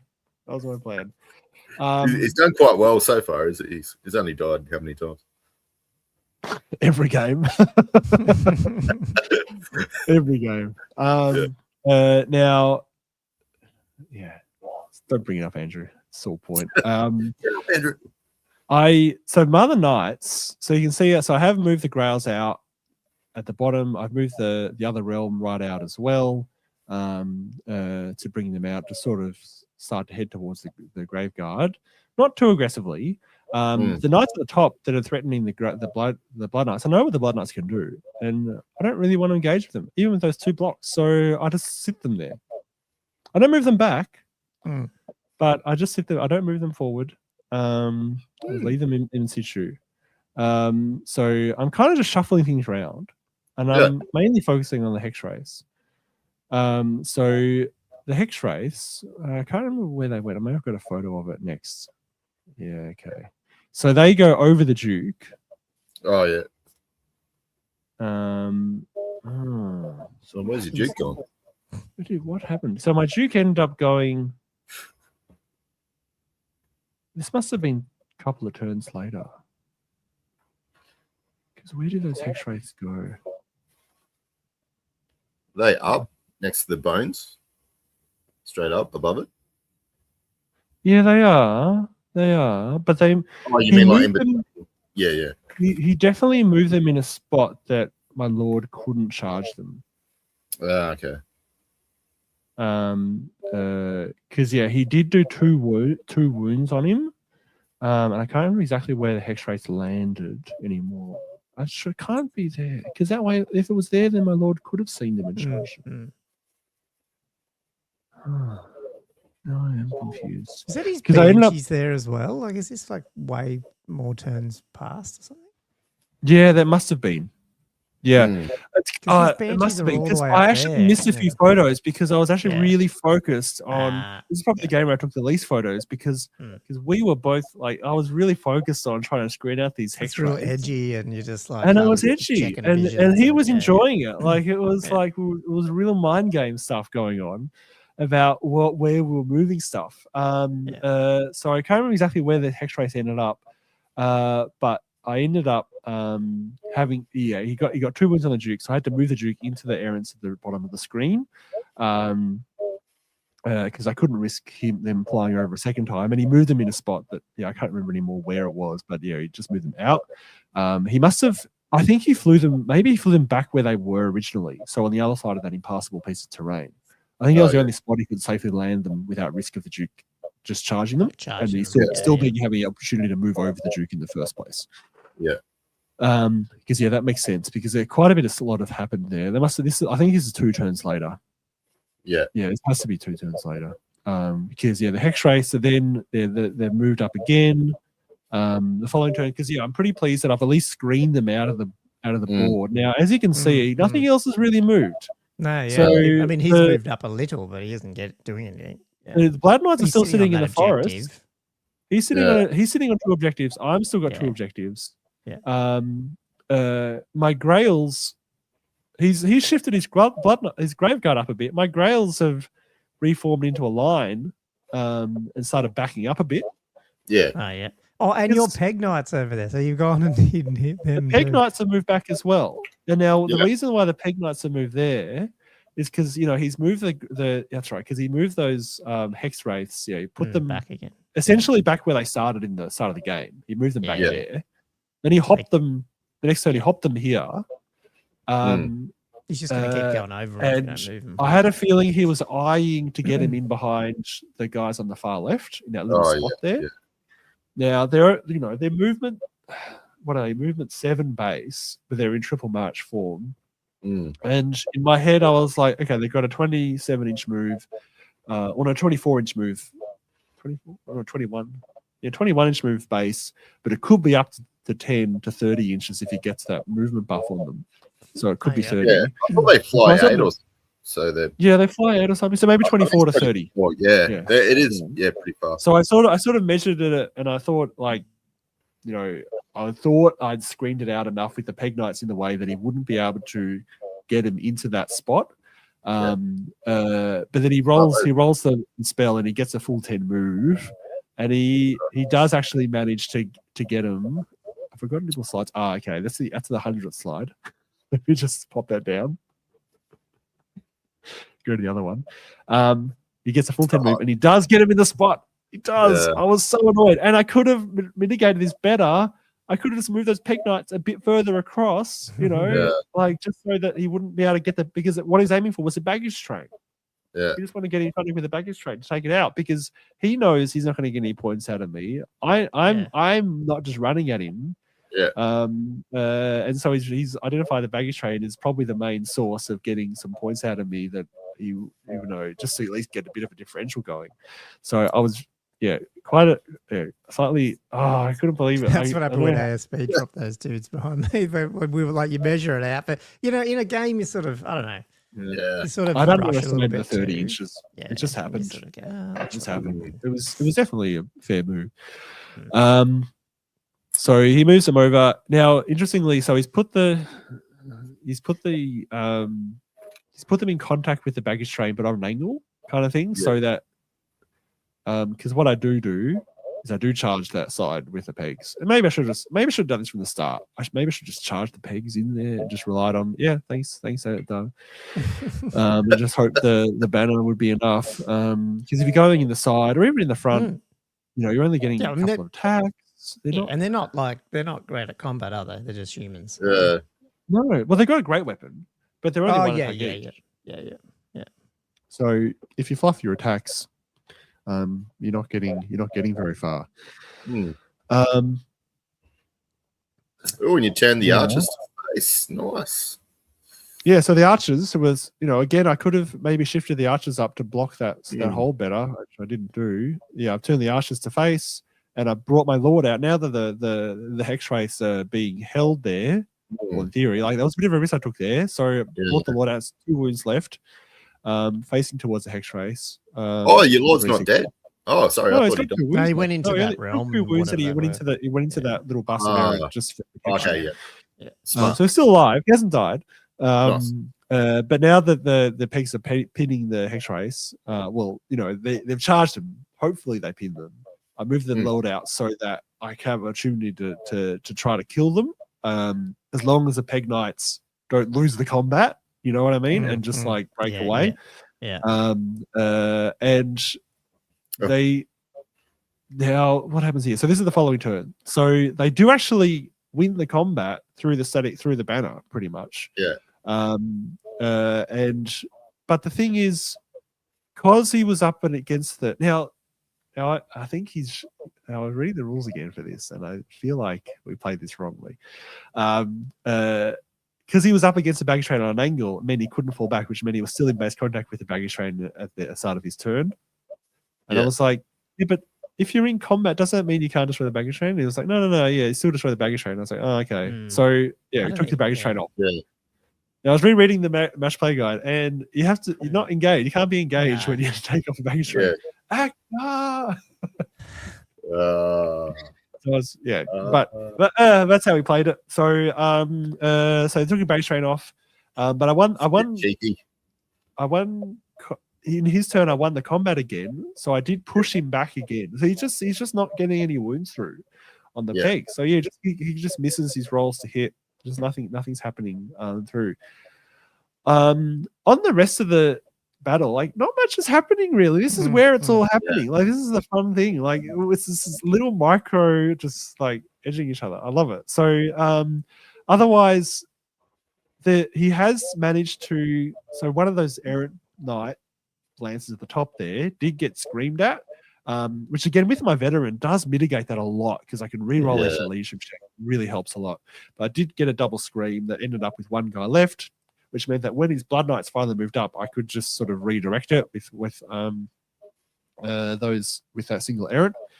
And now where are we? So interestingly though, so when I redirected him, he was able to drill out and then hit the flank. I was like, that's a funny way of doing it. Because you know what I mean. Like, so when he drilled them out, it meant that there was more on the flank, which meant that he could actually go rather than heading towards the table edge, he was heading towards the piece of impassable terrain. Just a high level play. I appreciated that. And then otherwise, this block of knights in the center, this errant at the center, they got hit by a magic missile. I think it was Quiet Spirits, that 3d6. No armor save as well. Yeah, that's the same thing as a vortex. So yeah, it is. Vortex the other game. Deleted all of the errant in that unit, and so the BSB was just left standing by himself, the frenzied BSB. So my turn to charge, I have the BSB and the Duke by themselves, and because the BSB is frenzied, he has to charge. So he's either charging the Graveguard or he's charging the Hex Wraiths. So I charge them both of the Hex Wraiths. Yeah. Unfortunately, the Duke doesn't make his charge roll. It was 14 inches away. He just fails the charge. I could have moved him closer, but I felt like I needed him there just to sort of threaten the Graveguard a bit, because he's sort of slowly moving the Graveguard up, and I sort of don't want him to be too aggressive. So I'm kind of using him to screen a bit, but I could have still moved him a couple of inches closer. But he just flubs the charge. I mean, it doesn't matter terribly because the BSB, he misses his first round of combat, but the second round of combat, he does end up killing the Hex Wraith, so that's okay. Yeah. But it does matter because the Duke then gets hit by Quiet Spirits and gets killed. God damn. God. So I do get the Hex Wraith out, but because he's got the baggage train, those two cheap units knights, and then the Duke. Is this the furthest Actar's ever moved his Graveguard? I think so. Because I just kept backing up, all the way from backing up. I just would not engage. He ended up getting a charge off on one side, I just gave ground. He clips the other one. He ends up in combat with both. This is the last turn of the game this now. is scary though. The Grails Did he actually push you go. up? No, the Grails go Wow. unload on the Graveguard, kill like 7, of which he regens half.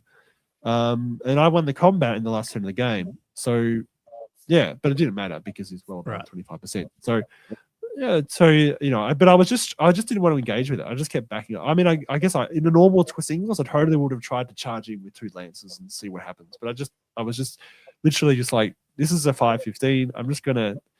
I'm gonna posture like I want to go at him, and then I'm just not gonna move, and then I'm gonna start just like backing off slowly and just try to delay him as much as possible, and just trying to keep everything alive.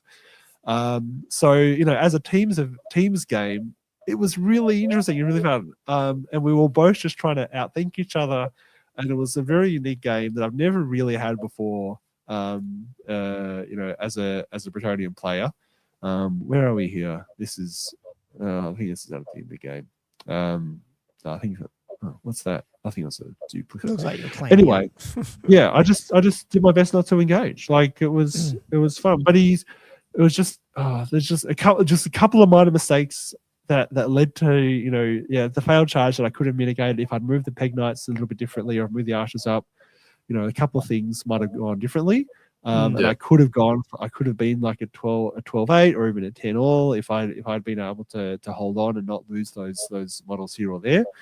But yeah, anyway, that's the way it goes. So I lost 15-5, which is exactly the number that I said? You did exactly what you said you were going to do. That's all. So that's a win. That's a win in my voice. That's right. That's exactly. Chalk it up as a win. Yeah. Jay got up. There we go. Yeah, Jay won 13-7 against Travis as Cathay. Mitchell beat Ben Hart 14. Hallett 14-6. And then Jamie Payne beat Matt, but in a close game 11-9. So it was 47-33 loss against the Oz team. And then the final game. Almost there, guys. This will be a shorter one. War against Nautical Silk Road. I ended up being drawn against Reese McLean with Jade Fleet. So that's 10-10. Nice. What was his Jade Fleet like? Because this had some comp, didn't it? Yeah, there was some cool. flying comps. This is a Miao Ying list. List. Awesome. BSB Gatekeeper with Jade Banner, big 24 Jade Warriors, 10 Jade Lancers, 2 cannons with Ogre Loaders, a Sky Lantern with crane guns, and then some mercenaries, so 6 Empire Archers to give the buff, to be able to hit, 2 units of 5 Outriders with pistols and repeater handguns. And again, because I identified this as a 10-10, I was approaching it in a team's manner. Now, the other thing that didn't help, see that pile of stuff? This is my dead pile from the first turn. Oh. From the shooting. Is that just ogre loaders unloading on you? The ogre loaders and also the handguns. Repeater handguns. Rolled pretty well. And then you have the Sky Lantern as well. But yeah, there was the ogre loaders. Yeah, so but that's just an insane amount of knights dead in the first turn. And that probably set the tone for me, having that lad die. Because that I'm sorry across the board. Yeah. So with the cannons. Were the cannons behind the hill? They weren't behind. Yeah. They were deployed behind the hill, but they were deployed in a way that he could pivot onto them when he started his first turn. That old thing, where you just you're out of line of sight until your first turn kind of thing. Not sure why he bothered really, because I wasn't going to shoot at him. Also, I was praying, so it didn't really matter. So his first turn, he pivoted them onto the hill, so they got on the hill. Oh, you can't do that. Okay, what do you mean? Was that been FAQ'd or something, guys? I don't know. You can only pivot towards your target, but he did pivot towards his target, which was the knights across the table. But he couldn't see you, I suppose, could he? Like if it's behind a hill. Yeah, does that mean because he couldn't see that it's an invalid target? That is okay. All right, I'll have to look this up. Yeah. Okay. All right. Poor Josh, all these people take advantage of you. It was literally of no advantage in this game because That's really, that's so I'm 8th stuffing edition. I'll joke. but yeah, it's interesting. It's good to know though, guys. I should really clarify that because But also, it could be important in it's other not the games. cannons, but if they were those death shriekers, they can just use the Skylands bombard line or- of sight as oh, okay, well, yeah, can't yeah, they? As sorry. well, but yeah. Okay. All right. So yeah, all those guys died. So he's moved his Jade. So the Jade Lancers were across from Realm and the Grails, and then had the his big block of warriors sort of centrally with the handgunners between them and the Lancers. And then I had my other knights going further out on the flank. I had the pegs across from the lantern and the handgunners, and the cannons were sort of central. Now, so I did move up a bit more cautiously where the Lancers were. I sort of gave him a charge with the Lancers. My Duke was in the unit. Yeah, I moved everyone in units with the freaking cannons going off. But I sort of was hopeful that maybe he would charge me. I don't know. We'll see what happens. But yeah, everything else on the other side moved up really aggressively because he's just got 2 cannons and the handgunners and the lantern there. So I was kind of wanting to close all that down as fast as possible because it was killing knights. It was killing knights very quickly. So he got a freaking vortex off here. I think it was summon elemental spirit. I think it was in front of the Grails, which actually meant they couldn't really make the distance of the warriors if I wanted to. Miao Ying's in that unit with the warriors, by the way. That's where she is there. And then is that all I've got? Oh, that's all I've got. Not many photos. So yeah, I charged think about Tower. I really don't enjoy the ability of War Machines to flee charges. Like, it's just ridiculous. So, my frenzied block of Realm charged 1 cannon. The pegs charged the other cannon. They both flee. And then the frenzied unit, because they're actually just within 18 inches of the handgunners, I am able to redirect into the handgunners.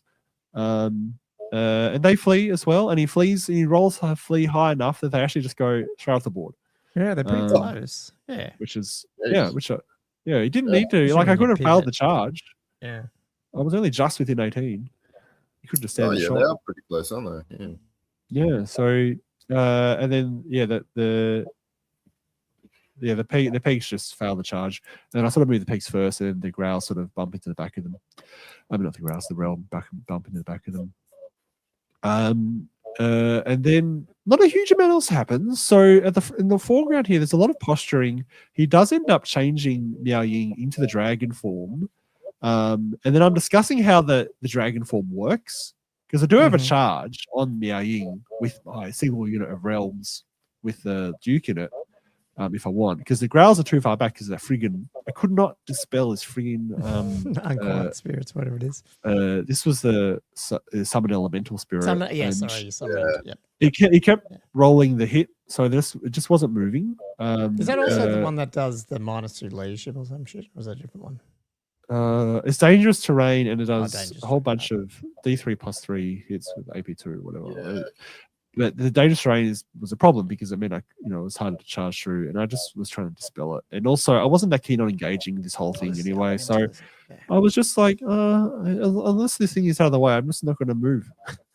But when I was discussing Miao Ying, I was like, so if I charge in, because the dragon's 7 wounds, so if I charge in and I manage to kill it with a Duke, what happens? And he's like, she just transforms into Miao Ying and she just teleports 6 inches anywhere else. I'm like, so she doesn't die, she's just still alive, but somewhere else, so I don't actually benefit from that at all. So no, sure, she gets D6 wounds, but that's it. I'm like, I don't know, I just don't want to engage with that. Like, there's no benefit to that. Like, she's not dying. Like, if I take that risk of charging in, and if she doesn't die, then I get hit by the block, and if she does die, I get hit by the block, and I don't get anything from it because she'll still be alive. I'm like, John's but only on D3 wounds. It's still, for me, in that situation, unless she was coming to me. But you can't go back into a dragon again.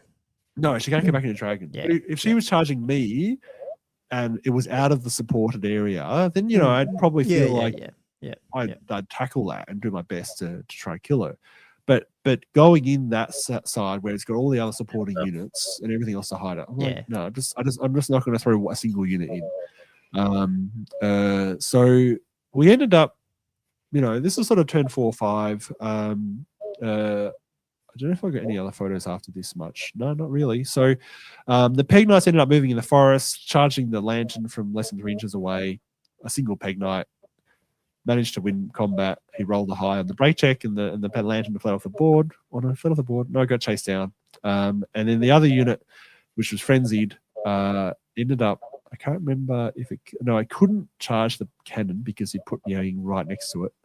So the frenzied unit charged Miao Ying, sort of got knocked out, and then we just called it. Nothing was happening else on the board. So that ended up being a draw. Which is what I know. I was just going to say, you just said 10-10. So the 2 games that you played teams with, that I played teams in, I got the exact score that I predicted I would. Good job. It was the first day. I was all over the place, guys. I was playing different games to everyone else, and I was stuffing it up. But yeah, somehow I didn't win anything. I didn't win any of my games, but I still felt a sense of accomplishment because, weirdly in teams, it's sort of like one of those things. And so the rest of my team won anyway. So my draw, Jay Golding finished his game 120-0 like an hour before. That was ridiculous. That illusion build must have gone really well. Like he seemed to have gone quite well. Like he's a good player anyway, but yeah, that illusion build really did paid really off. well. Like I think all the other 3 team members did really well. They won most of their games. But yeah, Jay's build, he got a few massive 20s.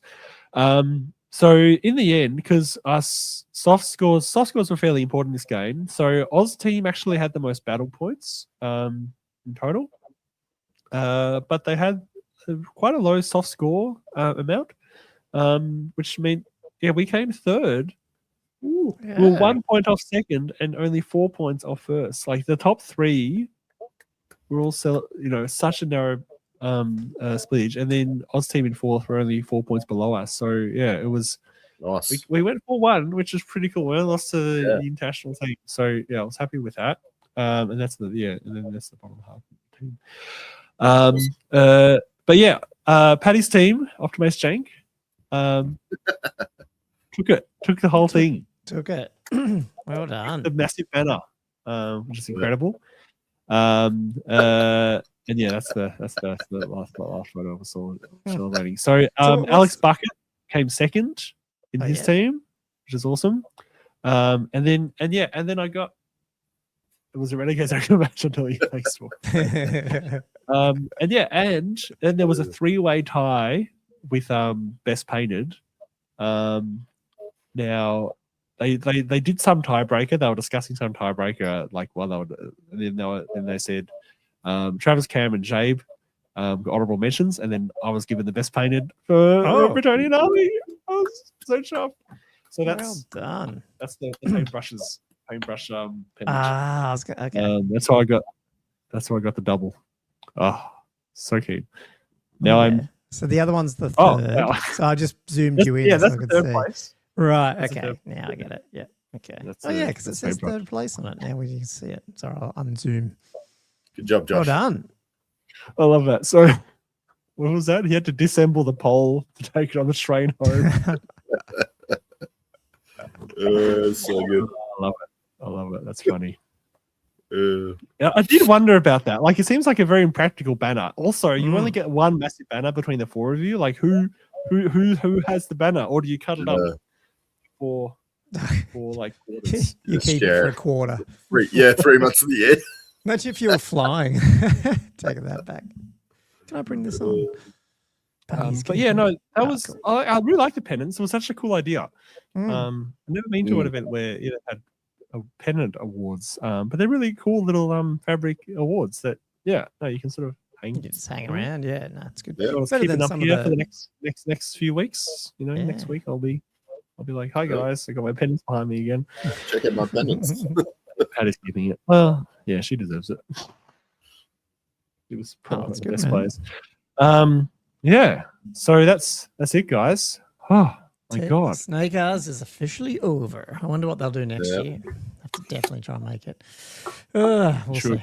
Totally worth it. Totally worth it. So we are going pretty late now. So I do want to hit.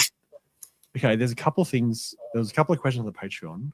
There was one, especially that Sean asked, that I really want to hit because it's relevant to the teams. Because I do want to talk about this a bit right at the end. So he asked, does Josh think teams is the best way to play Warhammer? Did you find the pairing process created lopsided games that are less fun for both players, and could randomized pairings be more fun? And I think this is a really good topic to talk about, because teams is a really interesting thing. Like I did enjoy it more than I thought I would. I knew that like the social aspect was fun, and the camaraderie and that kind of thing is and obviously that's a major benefit for the teams. And at a high level, playing to certain matchups and trying to eke the best out of a certain matchup for your team and trying to get what points you can is really cool too.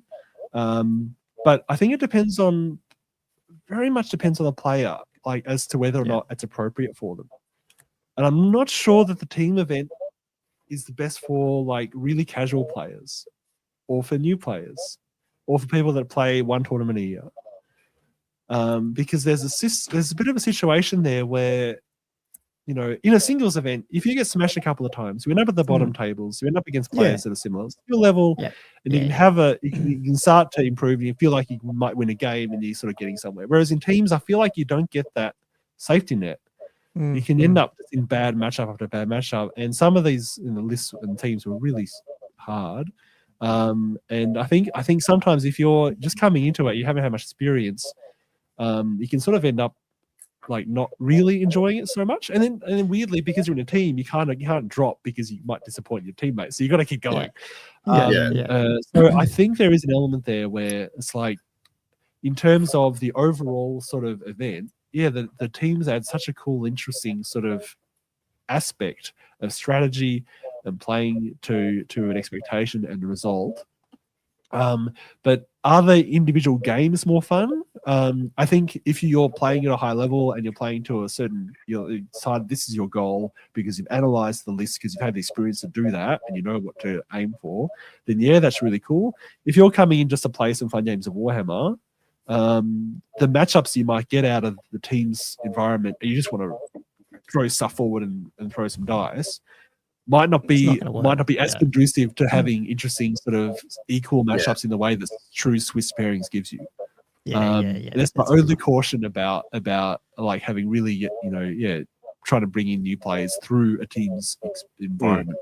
The social aspect is great, and having the team there and supporting you and all that kind of thing, you can't replicate that in singles whatsoever. But in terms of actually playing the individual games you play, it's quite a different experience, and I think you need enough baseline Warhammer knowledge to really benefit from that, and to play in a way that I think that all the parties enjoy properly. Prepared for it. That's my feeling of it. Yeah, no, it makes sense. I mean, the other benefits though, teams are things like you don't get those. I don't know. I feel like you get meta builds, but you don't get like, you can only bring one of those armies. So like, Cathay's good or whatever, so you probably see it in all the good armies, but you also won't. I don't know. Like, it feels like it changes that around a bit, which is good, which can be good, I guess, because you're not having to deal with the same shit all the time. But for new people, probably not. I wonder if doubles though throws a spanner in the works. I wonder if doubles is a good. Well, doubles intro, because it's sort of more like singles, you know what I mean? And you can jump. That's what Mark said. It's the same style of Swiss pairings in the same way singles is. So pairs, So still pairings, but you get but you get a pair, you get a teammate. So that's probably the best of both worlds in a way. Yeah, because you get to, like, especially if you pair with someone who has maybe a little bit more experience but is still new as well, you both can learn it. But if like your point about you'll end up on the bottom tables, well then that's good, because then you're playing other pairs that are down there. So that's good. Exactly. And I mean, I guess the worse the teams sort of do sink down, but it's still like within each team there's a lot of variance. There's not as many teams, and that's like I noticed. I agree. So only I 10 think teams. You guys played. I don't know what it was, but like the first round or the second round, the top players played each other straight away. So you're instantly dropping down. Do you know what I mean? And then suddenly you're getting team one who ends up being team one is now playing people who end up in fourth or fifth or So you're gonna run into the actors and stuff, like the good players, and that's just what's gonna happen. So which they're not bad games, but I know what you mean. Like if you're in a team's game and they know they need to 20, they're going to 20 you, or they're going to sit back and do a non-interactive game because they don't want to. Yeah. So like as a new person, you'd be like, "What's this? I don't know what I'm doing." Exactly. And I feel like nothing worse, I think, than in a situation where, and I think this might have happened. Like, but if you lose all 5 games, you don't really have much of a chance, and you just go home thinking, well, that wasn't a great experience. Then that's you just, I don't know.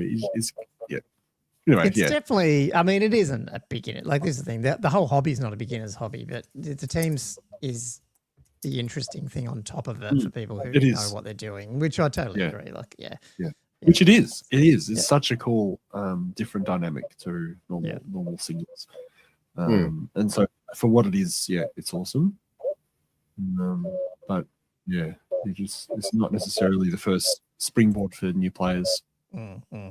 Lots of people are definitely rating the doubles, and I know there is the Legacy Award. Is that, Alex? Is that sold out? That's the doubles coming up in like November, I don't know, something like that. It might be earlier than that.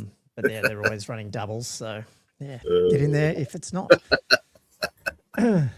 Cool. Is there other questions, or we should leave them to next week? Oh, one spot. Oh, wow.